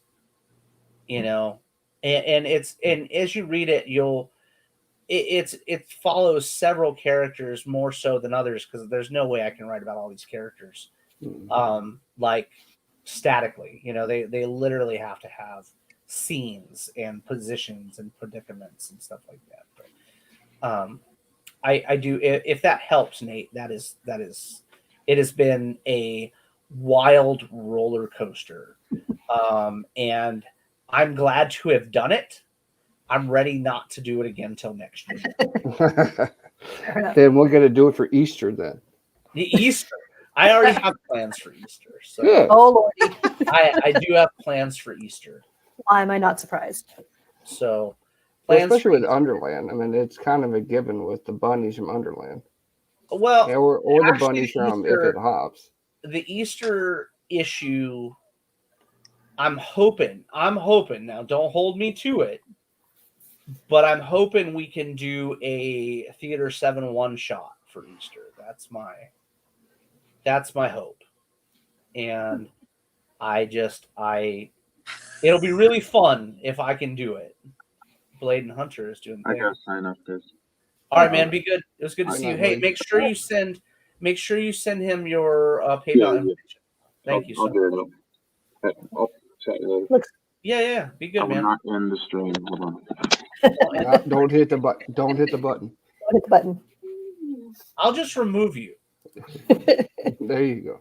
There we go. Just in your timeout corner. No, for Easter, I am hoping if we can manage it, to do a Theater 7 one shot for Easter. But we'll see. I'm not making any promises. That's what I would like to do. Penny gets to go to Sister Act. No, Penny's gonna deal with fuzzballs. Oh my God. Boats can go so many ways. It can. My little brain is going. I have What ideas. 90s movies deal with fuzzy balls? Wow. There's Brazers. Yeah, no, that goes like line in line I'm just with like things that I'm working on for that character. Oh my God. I don't even know. I know what I love how April HR hat off, raunchy hat on. No, look, I purge the naughty once a year. Right. And we are 3 days away from purge. Okay, so Critters, Oh yeah. they did a whole deal with Easter. Oh, okay. That's not where I thought it was going. No, because you're gross. I'm just being. I'm not naughty like y'all. I'm just writing funny stuff about fuzzy balls. That's all I'm saying. Cartman you're wrote a naughty. song about Just it. naughty in a different way. You know what you could do? You could have a critter eating a tribble. That Tribbles is where I was going. Yeah. You know, that'd be a but funny he cover. doesn't do Star Trek. I That's don't know true. shit about Star Trek. But I did try to watch the Firebug thing. The Firefly, not Firebug. Come That on, thing. man. Oh, I tried to watch it. I like the chick with the umbrella. I could not get very far into it. I really Well, tried. you gotta get I just- beyond the first 2 episodes. I tried so hard. No, you Look, I didn't. tried so hard. You didn't try Yeah, hard okay. enough. Try again. You got sidetracked with video games and Captain Crunch. Don't lie. I would lie to you if I told you I ate Captain Crunch. I still have not eaten Captain Crunch since I was probably 6 years old. But that being said, I think a critter eating a tribble would be a very funny cover. It will. With Penny like, what the fuck is this shit? Like Exactly. standing behind him. Yeah, that'd be super funny. No, I'm not opposed to that at all. But that's where I was thinking of going for Easter. Okay. And then the next crossover that'll tie in will be back to Halloween that will tie in for Christmas. But no, it'll be fun. But no, it was, Nathan. It was a lot of fun. I'm glad we did it. And I think that everybody will enjoy the story. I feel like I blasphemed a lot. Just my own personal opinion. I do feel like I blasphemed a lot. So, hey, y'all be grateful because you'll never see some of these situations again. Lies. No. Some of them, I don't know that I could write twice about the same characters. So it reminds you, this is a pocket universe. So it is its own deal. But I hope you enjoy it. I really, really do. Because I enjoy it. I was ready to beat my own ass a couple times. Well, you know. Well, that means you grew as a writer then, is what that meant. Is that you really learned how to captivate it within that certain amount of time period to get these certain stories done, to push it out in this time frame and not half-ass it at the same time. We only whole ass, but it was a lot. It was a lot of whole ass that went into that one. So you guys will really enjoy it. I am glad that we are dropping it back to back. I really am. I'm happy about that. And that is simply because the fact that the story needs to be read in a good amount of time. You know what I mean? So my hope is that after their 90-day period is that they literally drop every month. So we'll see. Our printer's been incredible. Like, they've really caught us all up, and it's bananas. That's one reason that we have been shipping because the books This is a freight run as opposed to the other type of shipping. So. I have to make I have like an $8,000 order going out at the end of October, and I'm specifically asking that we don't use DHL freight for it. After the whole debacle with the elves, I just don't want that shit. So we're going to be doing things a little bit differently. At my job, I mean, I'm not responsible for that. We have a whole different thing, but Yeah. I get a lot of the information from all of my labs and on campus about deliveries and our logistics folks and everything else. And they all say DHL is just, they're like, Yeah. No. I've heard nothing but iffy things about them. So yeah. No, I'll say this though. Whenever they fuck up, which is almost every time, they do reimburse you like that. Like they're good. But it would be nice if that wasn't necessary. Absolutely. But Maybe I it's just mean, me. there are plenty of companies that'll argue about their fuck ups. You know what I mean? Mhm. So Yeah. you send them your photos, you get your shit done, and then they reimburse the printer, and the printer puts the shit out. So it's not a problem. But no, what else you got, Nate? So the only other thing I had was where they dwell. Yeah. When we were talking about before the stream, when it's going to go live for everybody. The 13th is what we're hoping. So the Zaldivar brothers are doing that book, and I don't know if you guys have been under a rock lately, but those guys are monsters. So they're absolutely monsters, and everybody enjoys everything they put out. So they're definitely. We've worked with Headwind for a while, about a year and a half, almost 2 years. So having his brother come on to do line work for a book was an incredible, incredible thing to us. And for him to jump on too was just absolutely phenomenal. But they, like Gabriel, we try to give them as much time as we possibly can. Because if you guys have been looking at the updates for Fallen Leaves 2, I mean, Gabriel they're beautiful. I want to be like, hey, hurry up, buddy. But every time he sends me a page, I'm just like, Yeah, it's I'm not even trying to bitch. You know what I mean? So he's like Devin, and Devin will be starting Theater 7-3 in like less than a month. So like, just so we can be into it, and so Gabriel's literally going to start on Fallen Leaves 3 as soon as he's done the Fallen Leaves 2. Just because the little extra time goes a really long way. It goes such a long way. But again, I've shown you guys a couple pages from Where They Dwell. Actually, hold on now. and I'm just curious, is the fact that it's on the 13th, that's Friday the 13th, on purpose, or It actually was Convenient. to what, April? It's just convenient. Yeah, it just happened to fall that way. so it's just a happy coincidence. Yes. Absolutely. I can work with that. I'm fine with that. It just happened to fall out that way. And I'll still cackle over it anyway, but that's okay. yes. Well, we're excited because Friday the 13th and a scary book from Ethereal at the same time. Oh my goodness. Who Like- could Yeah, I am. Like you should have a Jason cover just because of that reason you're doing it on Friday the 13th. We don't have do any, a homage? we don't have anything like that, but we did do some absolutely beautiful covers. Like,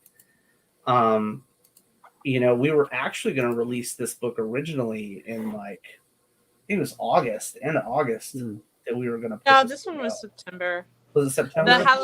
The Halloween books were gonna start in August. Gotcha. Right on. But here's a couple pages from the book, and I'm so thrilled with them. Like, I'm just, again, I'm not bitching. You know what I mean? So they just, Ooh, haven't seen this one. yeah. So, but they all look incredible.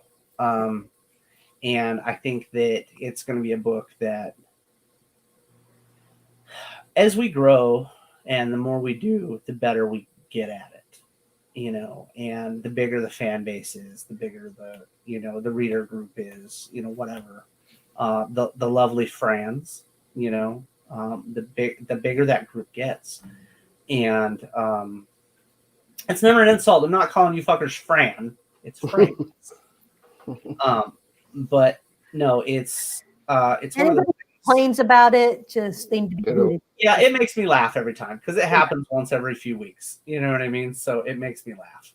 If they don't get it, then they're not going to get it. So It's okay. No. I'm not stressing. I might make #Fran's t-shirts, but You should. I might just do it. No, but never mind, probably. this page, this is page 1. This is what the book opens with, and I love it so much. Like, that bottom panel just takes me back, right to it, man. Like, this is definitely a creepy, ghosty, wild type of book. And There's no words, and it's visceral. It's right, really- you're in it.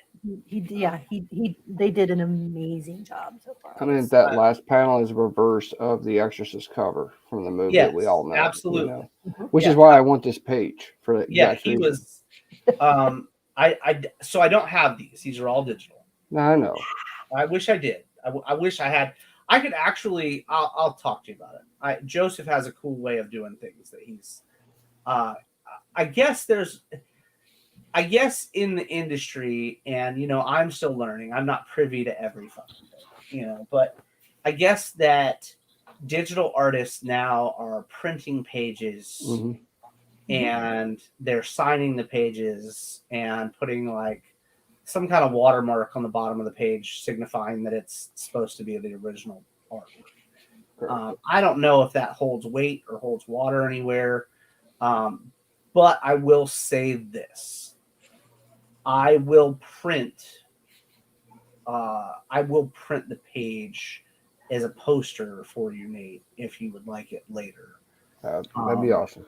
So what one of my friends who worked for DC did was they printed a 1 of 1, Right.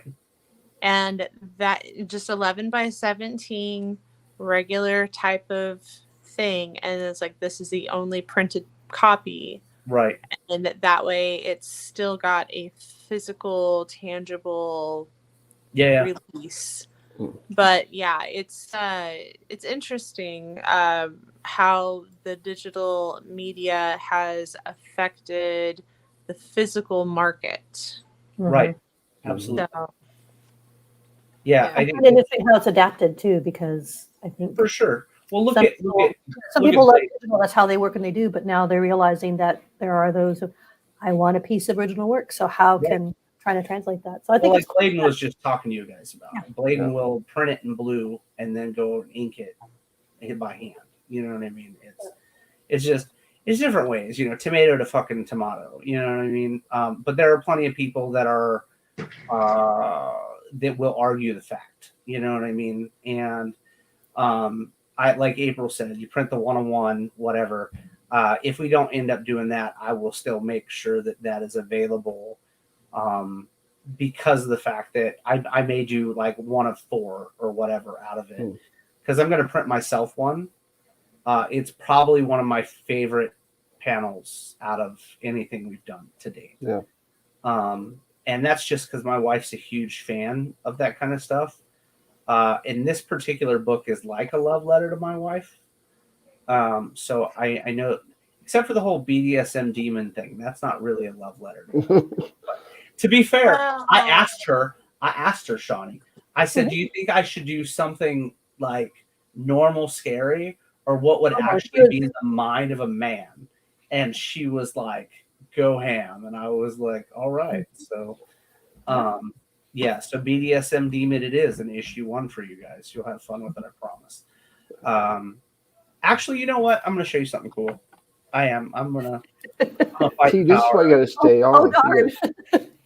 Sorry, I'm Nate, go on. I'm going to fight the power. Show you guys something really cool. HR going to yell at you. No, she's not. She loves me. She's not going to yell at me. my phone is above my head. I can't see shit. See? And she's drinking. And Gus is calling. Gus loves me too, so she's not going to get Exactly. Go here. You're in a rare safety zone. Dustin. Yeah, Go- I'm super. I'm Okay, the other air conditioner is gonna probably crap out. No, don't say that. That's so wrong. You know how much it costs to replace an AC? I'm glad it was just Yes, a damn I do.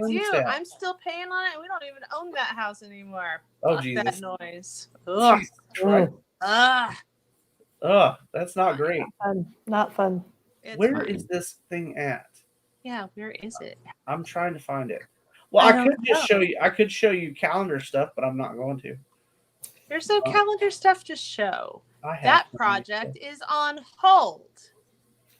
I have HR has spoken. Actually, Exactly. project manager has spoken. That's Uh-huh. right. I've got like 8 messages in my inbox. You're welcome. It's on hold. That's right. No, I'm So talking there. to you, sir. Uh-oh. So there. Uh-oh. Goddamn. Shit. Cause it Yeah, right. stop trying to get me in trouble. That's right. Told you. You got your air conditioner I for warned real. you. All right, hold on, man. Hold on. I'm trying to find the shit. Uh-huh. Hold on. I will find the shit, but not the shit I that's going want to you get to me. find this shit now. Not the one that's going to get me in trouble. I must be sobering up. Not the one that's getting me in trouble. I'm not looking for that. Gus, get her another drink. Oh no! I know I sent it to Shawnee. I know I sent it to her. I sent Shawnee everything. Shawnee is. I am the happy recipient of many awesome things, so which I'm very Shawnee has seen it, and He is So- trying to throw you under the bus. no, Oh yeah. because I don't share. So no. Shawnee and Thomas are some of my beta readers, That is true. so they get to see all kinds of neat stuff. Let me. It'd be hard to give. It'd be It hard is. to give either one of them the side eye of judgment. It would be. They're beautiful fucking people, aren't they? Like really fucking just, man. Really beautiful fucking people. All right. So here we go. I'll show you guys these. Let me take these off so I don't get in trouble for having 100 overlays. Nick gets to read stuff, and then Tom and I get to see stuff. Mhm. There we go. Works. All out. right. So I read a this lot. is Omar's cover. It is not colored, but it is Okay. Omar's cover. So because and I'm only showing you this because we're like only like 2 weeks out. So but Mm.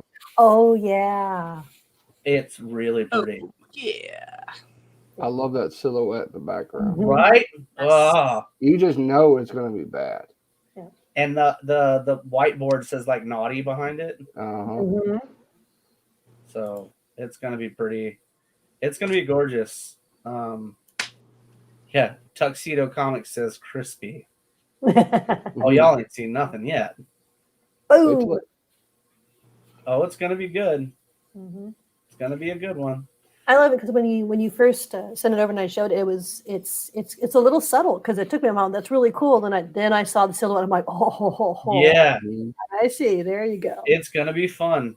So, It's yeah. gonna be fun, and it's so Very cool. it's so very different than like Vic's cover or some of the covers are very very soft for this particular issue, but some of them are just in your fucking face, Yep. you know. Which and makes a nice contrast. I really enjoy that. Like oh man, I've shown you guys this one. Well, Vic's cover is in your face, but in the best possible way. Oh, Yeah. absolutely. I had a guy Yeah. ask me about Vic's cover and asked me if the demon was fucking the chick in the back of the head. And I just thought that was funny. But then I realized he was talking to me, and it probably shouldn't surprise me that someone asked me that. Well, So, It We're does very- look like it. We're very It used does. to what is it, Boris Vallejo and Tim Vigil and these guys who do these like monster, covers and stuff. So it's not unheard of. definitely not unheard of. Nope. You know who else has a beautiful cover coming out? Mr. Weber has a beautiful fucking cover coming out. Mm. Or Webb, sorry. Weber. Yeah, Weber. George, Yeah, that- It looks Oof. good. It looks real good. George Weber. Mhm. Stuff. But then we got Vinzel Tab, who I mentioned earlier, has a great cover. Speaking of Halloween covers, Mm-hmm. I love this. Like, I just, Yep. she takes my heart, man, constantly. Like, I told, I don't know if I've told you guys this. I'm sure Shawnee's heard it. I know April's heard it. But I almost killed off Maya in like issue 3 of BGD. Yep, I Like remember you saying originally, like the issue that everybody has right now, the last issue everybody got, I almost killed her. Yep. And I was that. like, I can kind of see where you were kind of going that way, and then I was getting there. I was getting And real then- close. and you there was a mutiny. Yeah, there was a mutiny. Bladen basically told me he was gonna blow up our art stations. Yep. So if we killed Maya, he was not gonna be happy about it. but you know, I would have loved to see that happen, to see what it would have done to Ricky. Like, Mhm. what would he have turned into if Maya was dead? All I'm gonna say is read the Halloween books. That's all I'm Mhm. gonna say. Just read the Yep. Halloween books. Again, the Mhm. Halloween books are a standalone thing and they have their own deal. And I've told you guys since the very beginning, nobody is safe in an ethereal book. Like, nobody is safe except for Maya because mutinies happen. Because Because I think you're right, Bladen. That is Bladen's favorite. Yeah, I regardless. think, I mean, on the one hand, it's sorry, Nate, if you were going to say something, but on the one hand, for me, it's like it's hard when I know that characters I like could potentially be no more. But on the other hand, though, it's kind of fun because you really get invested in them. Then it's like, and I worry about the characters. Are they going to be okay? Me Are they too. going to make it through? Because they could not. And it's that emotional. I think it adds a little emotional layer to it. I think that happened to me real hard in the fifth issue of Babes Born Dinosaurs. Like, to my personal feelings about characters, because if you've read issue 3, you know how it ended. So issue 4 is basically picking up where issue 3 ended, but issue 4 is actually a love letter from Bladen and myself to Giger's Alien. And it's a memory. For most of that issue is a memory. And so, except for the Serenity stuff, we did a lot of character building for Serenity in that issue, and we're really, really excited to get that out to everybody, because that again comes out with the trade paperback.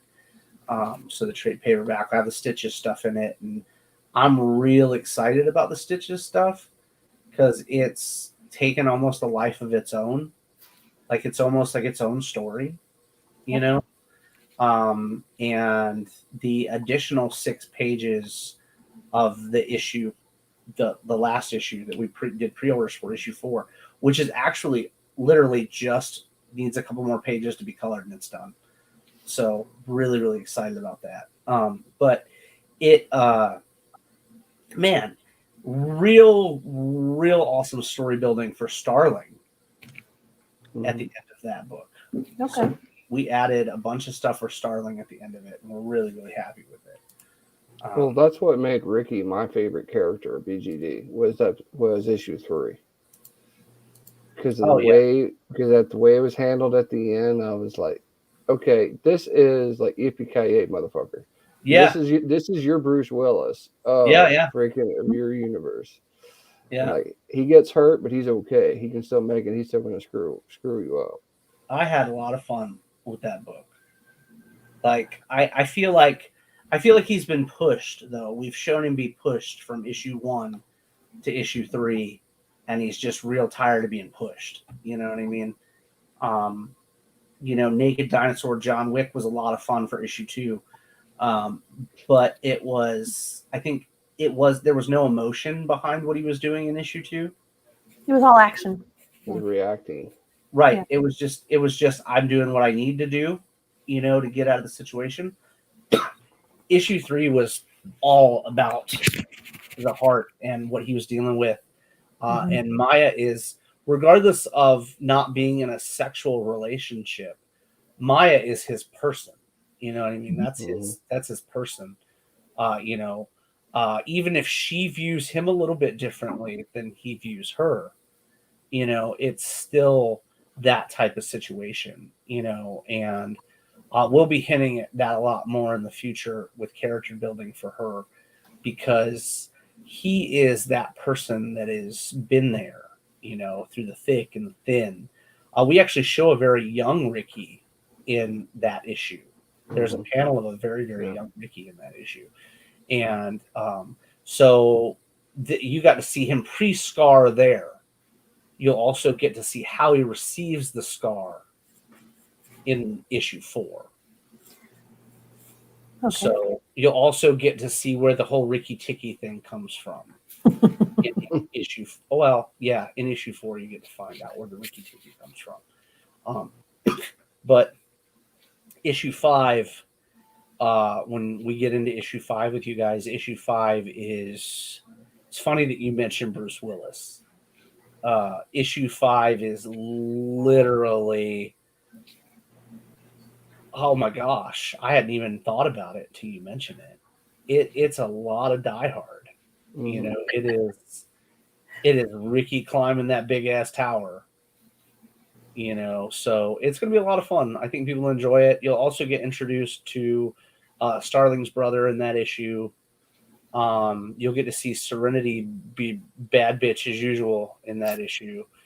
But again, there's a lot of character building going on for each of these individuals, you know, where they're going, what Ricky's going through, where he's going to be for the rest of the foreseeable arc, you know, what kind of situation he's going to be in and what kind of headspace he's going to be in.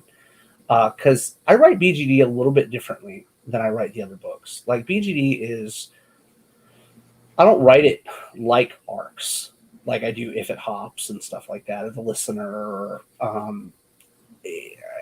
BGD is like a living world to me, and I just step into it on the issues. You know, like there are so many moving parts. That's what I'm trying to create with If It Hops. I'm trying to create that feeling of such a large world, you know, and it was easy with BGD. It was so easy because you take a look at the first page of the very first issue and it just has such presence. Like it really does. It's huge. It's just, even though it's a city, well, it's technically it's 4/4 of a giant city, but it's still like you realize how very large it is and how small you are in this particular place, you know. And I'm a huge Blade Runner fan, like a huge Blade Runner fan, and it's easy to see references in what I write, you know. And I think that BGD is definitely a tribute to not only that, but even your Cyberpunk 2077 and stuff like that. It's very, very much like that. But when You got a little bit. I felt a little bit of that in If It Hops. That just the sheer size. Yeah. So. I like to show more. I really want to show more of that in If It Hops, because like it is a large place, and we haven't even got into like where the fish people or fish characters live, or the flying characters where they live. We very, very just barely touched on the desert. You know what I mean? There's different types of people in different areas, and places are so much bigger than our small comprehension of what we're showing. You know, and that's something like, look at Gotham, right? Look at Gotham. And every time we see Gotham, it looks different. Every fucking time. And I don't want that. I want to build on a level that you may have been here. You know what the street looks like, that you know the bar's on. You know what I mean? You know where Piece of Tail is at. You could, you know where it is in reference to where, you know, the mayor's office is at, or whatever. You know what I mean? And that's something I think is a lot of fun. You know, being able to build with your readers. Like, I think that, like, right now, like, Spider-Man is one of the only books I actually avidly collect anymore. Not new Spider-Man. I only need like 15 more issues, and I'll have 1 through 300, and I'll be happy. You know, so it's like I am constantly on, not right this second, but there are times when I'm on the hunt for issues to fill those gaps. And I realized that, man, all the issues I need are really fucking expensive, you know? But you see all these guys that start collecting comics, like right now, guys, gals, whoever, whatever, what have you, but they want to collect books and they want to start from the beginning, and that's impossible for them for certain books anymore. It's impossible. Unless you want to go buy compendiums, and that's cool too, but that's the only way to get them, you know, for some people. I want people to be able to do that with Ethereal and be like, man, you know, if we have like a massive event and, you know, this whole block gets leveled, I want it to mean something. I want it to always be there. Like 10 years from now in If It Hops, if something happened and we set up a memorial for a character in a book, I want to be able to reference that memorial. And I want you to be able to know what I'm talking about. You know, Marvel is so large that they used to put those C blah, blah, blah, blah down at the bottom. Mhm. Okay, that's cool, but I don't want you to have to do that. Like, I don't want it to be that fucking like. I don't want it to get to the point where our readers don't know shit. You know what I mean? Yeah. Unless I you're will. talking about the overlapping books, the holiday editions. Right. That's why I stopped reading the big 2 years ago. Yeah. Because I got fed up with having to go through 40 books when I think what really broke the straw was when they brought Infinity Wars out. And I had to read every X-Men book, every Avengers book, I'm like, okay, I'm not buying 50 books to get one story. Right. Well, I'm that's done. the issue. I want you to be able to pick up the book, understand the book, know what's happening. But at the same time, I do want continuity and I do want length, in the stories. He said length. I was waiting for it. From somewhere. But anyway, no, there's just a lot of story to tell. And especially in a world like BGD or in a world like If It Hops, there's so much going on. I always wondered, like, what is the Sinister Six doing in Spider-Man when they're not being shown in the books? What is happening? Like, what the fuck are they doing? They're just like sitting there pulling their fucking pud and waiting for Peter to fuck up so they can just show up. You know what I mean? Like, so I want to be able to give you those stories. Viewing henchmen. Yeah, like what the fuck? And so like there's stories like the Athena story coming up. It's literally getting to show you aspects from another type of character. Not a character that's involved in the police force, or not a character that's involved with a serial killer, or not this is a normal chick that's trying to exist, and she has all kinds of normal chick problems. She works at a bar, she plays in a band, and it fucking plays in shitty dive bars constantly. She's just trying to fucking exist. She also doesn't like the stigma that because she's a pig, she's dirty. So she's trying to be this awesome, happy person, and she's struggling every single day just to pay her bills. Yeah. But then other things happen, and you get drugged into this world of what is actually going on, Like I brought up her parents earlier. They get killed in a terrorist bombing by squirrels that are just like tired of the government and stuff. And she blames the police because Not protecting them. Or not just that, but so in our world, squirrels are synonymous with not good folks. They're they're they're thieves, they're pickpockets, but they're just doing whatever they can to survive. What I mean? If you go into the neighborhood that is not great, well, you went into the neighborhood you knew that wasn't great. It's like getting mad the tiger bit you. You know what I mean? Like, what the fuck? So anyway, what were you doing poking the tiger, right? yeah. Well, I'm not gonna fucking poke the tiger. What the fuck's wrong with you? So, but the pig family lived in the neighborhood. They weren't any better off or anything. They were just shopping for groceries, and the parents don't make it through the explosion. So she blames the government for making it hard for these people to exist and making them feel the way they do. So they go and they're going to push, we've already showed you guys, if you've read the digitals of Vivid Hops too, or you've read the books that went out, you've already seen that they escorted all the fox out of Eden. Well, the foxes get escorted out because they help the squirrels because they feel bad for the squirrels. That's what happens to the fox. So they all get put out of Eden because it's almost assisting in terrorism. So it's a very deep story. But If It Hops has always been in that route. It's always been a very deep story. And just because we show you the action, we show you the all that stuff, but there's so many layers to what's going on in C's world. Like there's also an individual that shows up and is berating the jackal. But why is there an individual that was known to the doe before what happened to her happened to her? Who was it? Issue 3, you'll get a look at his face. So And You that's know? what makes me think that the Jackal's being manipulated into doing what is going on. I promise you, I promise you, I promise, you have no clue what's going on. I like that. I'm actually okay with that. I'm okay with that. I like I being have surprised. that book is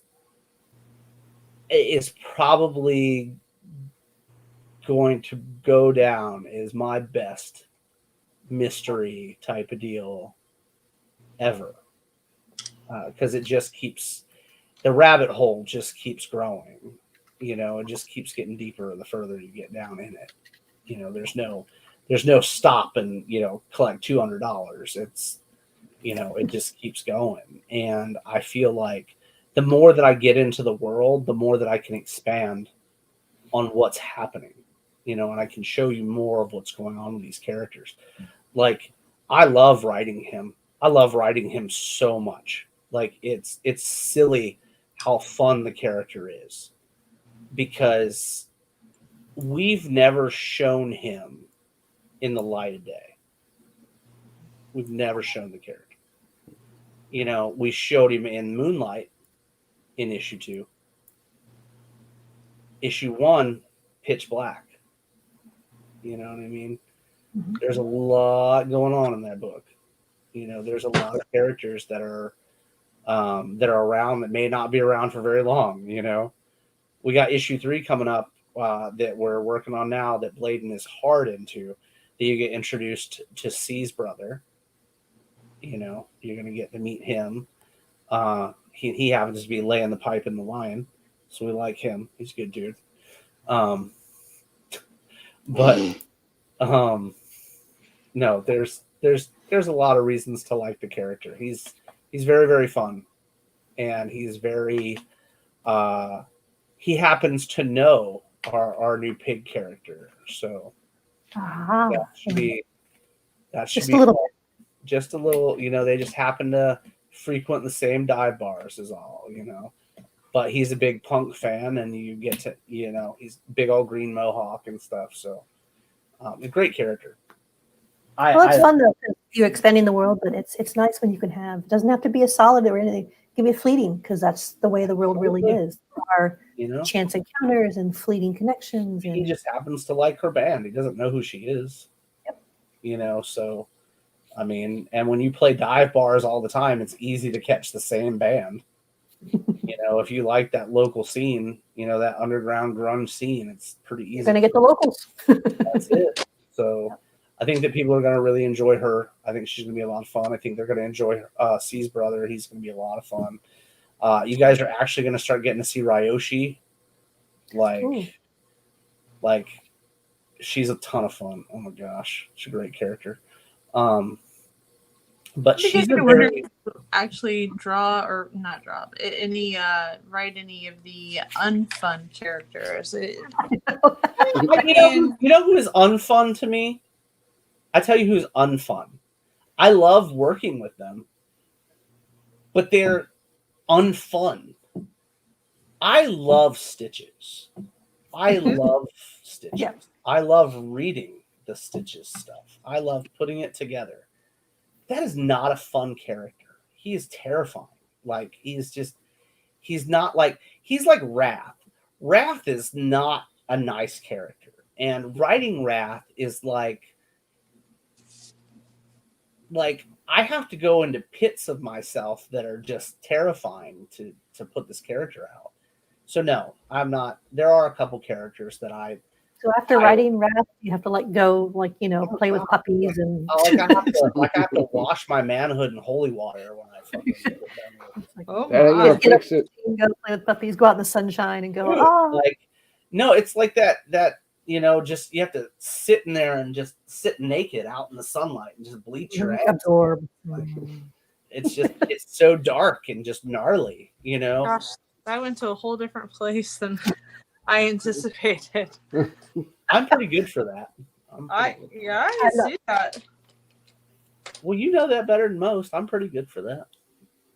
But Bleach your asshole? That's Yeah, okay. Naturally, now, just naturally, you want to do it with sunlight. You don't want to get in there with any chemicals because you just Mm-mm. mess yourself up. Nate, You're what worried did about we get your ourselves speech. into? Well, I'm used to it by now. I know, so am I, but I mean, you got to remember I'm retired military, so this is the kind of talk that we were around for the last 25 years. I just, it's just you want to do it naturally. You don't want to harm your body at all. That's all I'm saying. Chemicals are bad. Okay. Chemicals Okay. are okay. But no, there's a couple characters that I love writing the stories that they're involved in. But they get to me too. You know what I mean? It's like, because in a sense, it's your psyche that's creating these characters. So even you have to look at a certain character and be like, that person is not nice. You know what I mean?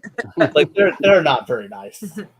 But the fact that if they affect you that way, then you're doing it right. Because I agree with that. Absolutely. I think that I think that people have a stigma when it comes to how scary you can actually go. I have not found my limit yet, I don't believe. But I also haven't found my limit on how happy I can make a story, or how I'm thrilled when people smile about Penny, or I'm thrilled when one of our characters overcomes a difficult situation. Look at that tiny ass fucking pencil. What the fuck? Like, that is idiot. Yeah. I still haven't gotten rid. Oh well, it's rivaled to the cream color. Damn. Wow. But what really takes the cake is the white. I never did make it to the art store. This is just a little You picked nub. that one, right? That was. yeah, the one that's like crusty and falling to pieces. Yes. Yep. Yeah, I can't even argue that. As you start to go, like, it starts to kind of crack a little, like the integrity of the wood, so you can actually push the lead through a little bit, Oh my pack it with some tape, put some tape over the top of it, and stick it back in the pencil holder. So I was able to get like an extra 3/4 of an inch off of that white. So Just call April MacGyver. She's the pencil MacGyver, yes. oh yes, oh, I found it. It's so Yeah, neat.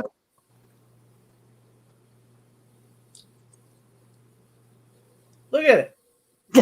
Like, that's all that's left. Jesus. I know. Yeah. Wow. But it's a creamy white. Yeah, It's perfect. It's just the way that it was intended to be. exactly. I don't know. Well, yes. Yes. And we got the added bonus of being able to see a little bit more of the art that she's doing. Yes, it's gorgeous. Oh my I'm God. loving this. This is so good. I am too. Got all that painterly quality. Like, you got the pinks with the yellows, a little bit of light green that kind of adds a neutral tone to transition to the blues. What is this? Pale sage. A little bit of pale sage in there. Oh my God. So it's just beautiful. It's very nice. We just put a little tree over here. And That's then- The tree there. She's channeling her inner Little Bob Bob Ross. Ross there. Yeah.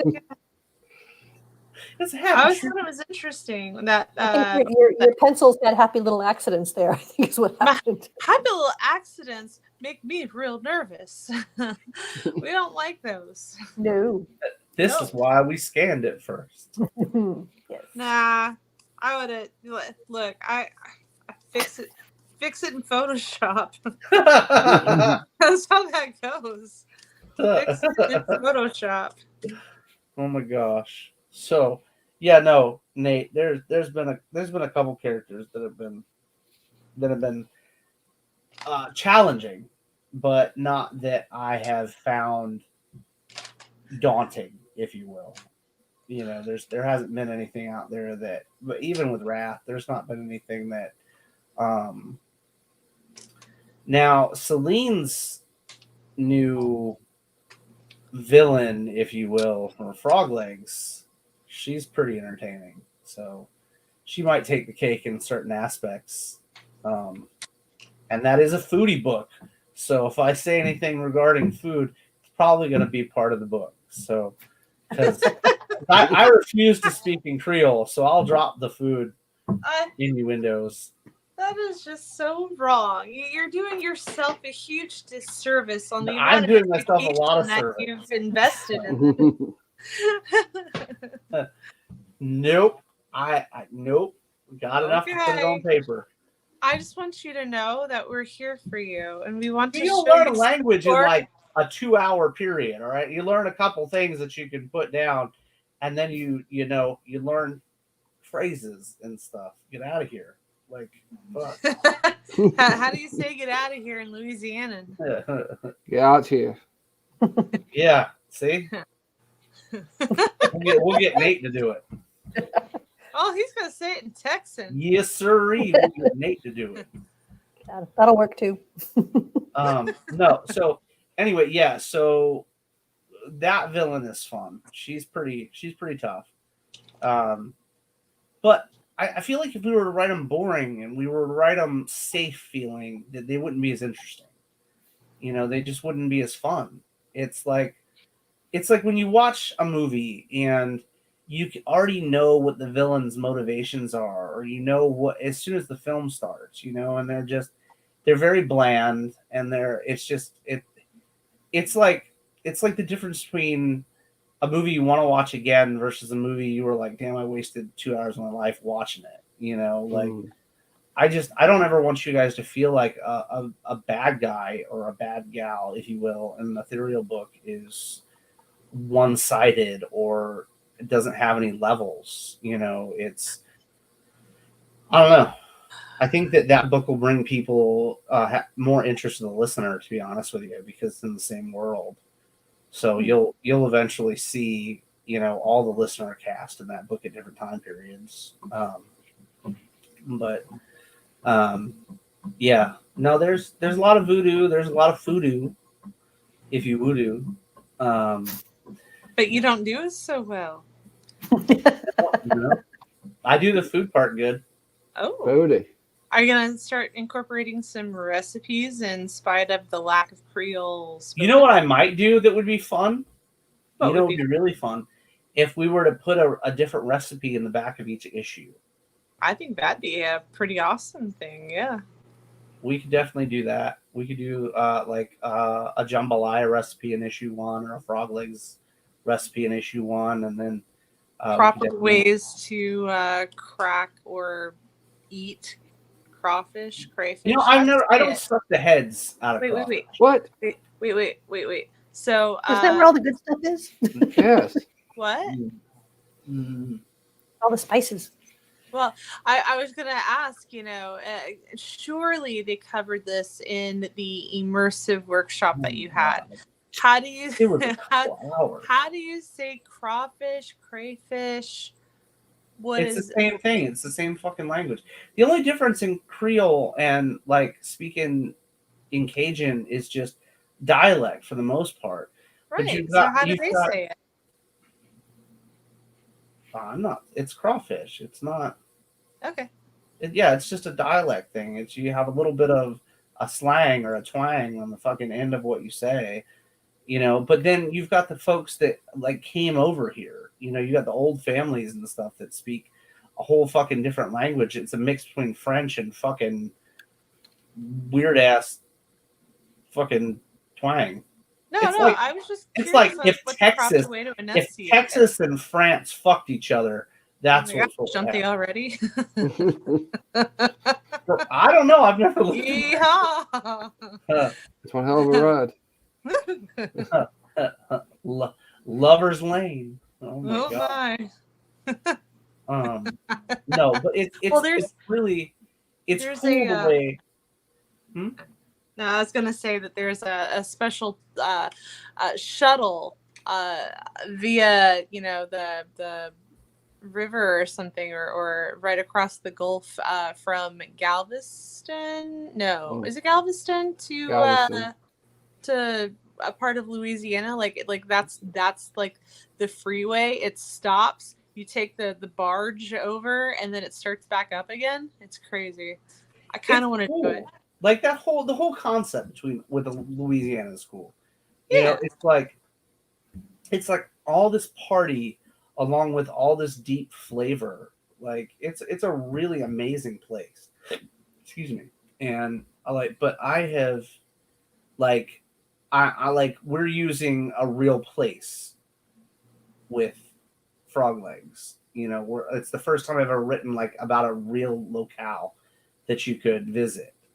You know, so like everything I write about, like when he goes into town to buy things, it's literally the places that are there. What's the first thing he buys? What's the first thing he buys? Coffee. I like coffee. Excellent. Good on it. First thing he buys in issue 2 when he goes into town is coffee. Perfect. And that's where he finds out that he's walking past the it's a phone pole, and there's all kinds of missing girls posters on the phone pole, and that's how the issue starts. He's finding out that, and when you live in a small town, you know, missing people are very relevant to the town, you know. Yeah. So it's like, it's not like one girl on a fucking milk carton. It's like everybody knows the one girl who's missing. You know, they know her family, they know generations of her family, you know, so it's a very interesting concept to me. And diverse group of people that live in this area, you know, that we're writing about. So really, really excited about it. That book is actually going to probably print literally right after the Christmas issue. Because, like I said, I'm giving Gabriel time to do Fallen Leaves. So that'll probably print right after Christmas issue. So I'm really, really thrilled about that. I can't wait for you guys to see I have it on my list, my estimated. Yes, and very, very your updates. Keep up with my updates because I try to post them as at least once a month. I try to, like I tell people, man, keep up on the Facebook groups and stuff because I post on there daily. You know, it's easier to find information or find me on Facebook than it is to send messages through Kickstarter because half the time the Kickstarter UI doesn't even send the shit. So then you have to find, I don't see a message till after I go on the page, and I only check it once every 3 or 4 days. You know what I mean? Because I pay attention to my email or my Facebook page, and half the time I don't get notifications from Kickstarter. I'm grateful that, you know, we're friends on Facebook, and so usually I have a question, you know, just like it's pretty easy to find me if you want to ask me a question. Yeah. It makes it easy, especially when I'm trying to run things by you. That makes sense. Yeah, I'm real easy to get a hold of. I try to get things by him. Well, I bought a new artist. Glad you know. Oh, what the fuck? What? Who? What? Okay. Here's what it looks like. Hey, check this guy out. I'm like, we already hired him like 3 weeks ago. Yeah. Oh, great. You owe him X amount of dollars. Oh yeah, all right. Time to pay up. Yeah. But look how good his stuff is. Yeah. Or the one that like it was like, look at this great guy. Then all of a sudden it was like, I'm not working no more, and it was like, what the fuck? What was that dude's name? We were all like, man, his art shit's great, and he's gonna do stuff. And he came onto like 2 pages and fucking was like, I don't do art anymore. I can't pay my bills. And it was like, what the fuck just happened? But we never even got started. Yeah. What the fuck? Yeah, that was. There are some strange people in this world. Well, see, it wasn't good enough to remember, so. There you go. See? I hate being that guy, but that's the facts. Exactly. No, summed it up right there, actually. No, so Frog Legs will be out, and it should be in. I'm hoping, beyond hope, that it's in people's hands before Christmas. That's my hope. So, and then get that holiday shipping. Get the holiday shipping. Now I'm gonna say this: pirate ship's been real good to us, so I'm not bitching about nothing. And like I told people last year, and I'll tell people this year, we're not changing our shipping costs. It doesn't matter. So it'll be the exact same as it's always been, $8 to anywhere in the fucking country. So, and I think we're at $35 everywhere but Australia, and Australia is $40. So, and that's just because I have to pay fucking $40. So if I have to pay it, that's generally the way it works. But no, I'm hoping to have it out before Christmas. That's my goal. So, and then my Metal Girl is halfway done now. Really, really excited about that. And just so you guys know, I don't know if people know this, but Zai is doing everything. I think I mentioned that last week, but Zai is doing everything in that book. Like, he letters it, he does all the stuff.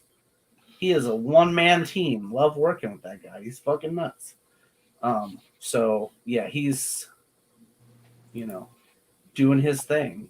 So, and he letters them as he's doing the pages. So that'll be as soon as I say he's done, he's done. Like, it's all done. Like, All right. but I am currently working on the additional pages for that. So those are going to be pretty cool. I think I'm introducing a couple characters plus a twist that is not a bad thing for our main character, but more of a world building for his lady partner in crime. So should be fun. Speaking of lady partners in crime, I had an epiphany today, and I have a female character now that I need to get Bladen to help me design for where they dwell. Like a main character. How about you get that shit down on paper first? I will have it on paper. Okay. It's a good idea. I'm sure it is. But how about you run that past the team first? Love you. You're getting the partial side eye of judgment there. I'm gonna, huh? It's like when I'm Okay, at work. Shaggy. Like, I'm at work and I have a good idea. Yeah, that's where good ideas go to die. Yeah. You write it down. We have a little powwow. We get some, facts. What is this come about? I've never heard of this before. Well, it's nice whenever you don't have just giving away the milk for free, mister. I'm not telling anybody anything about her. I'm just Whatever. Kissing and telling all over the internet. Ooh. God. With tongue. Oh my gosh. Oh my gosh. It's late. What? Like I'm wrong. Oh. Oh, I'm so excited. I want to pee myself. And then you're like, oh, there it is. Oh, well. Okay. Gus, get a towel.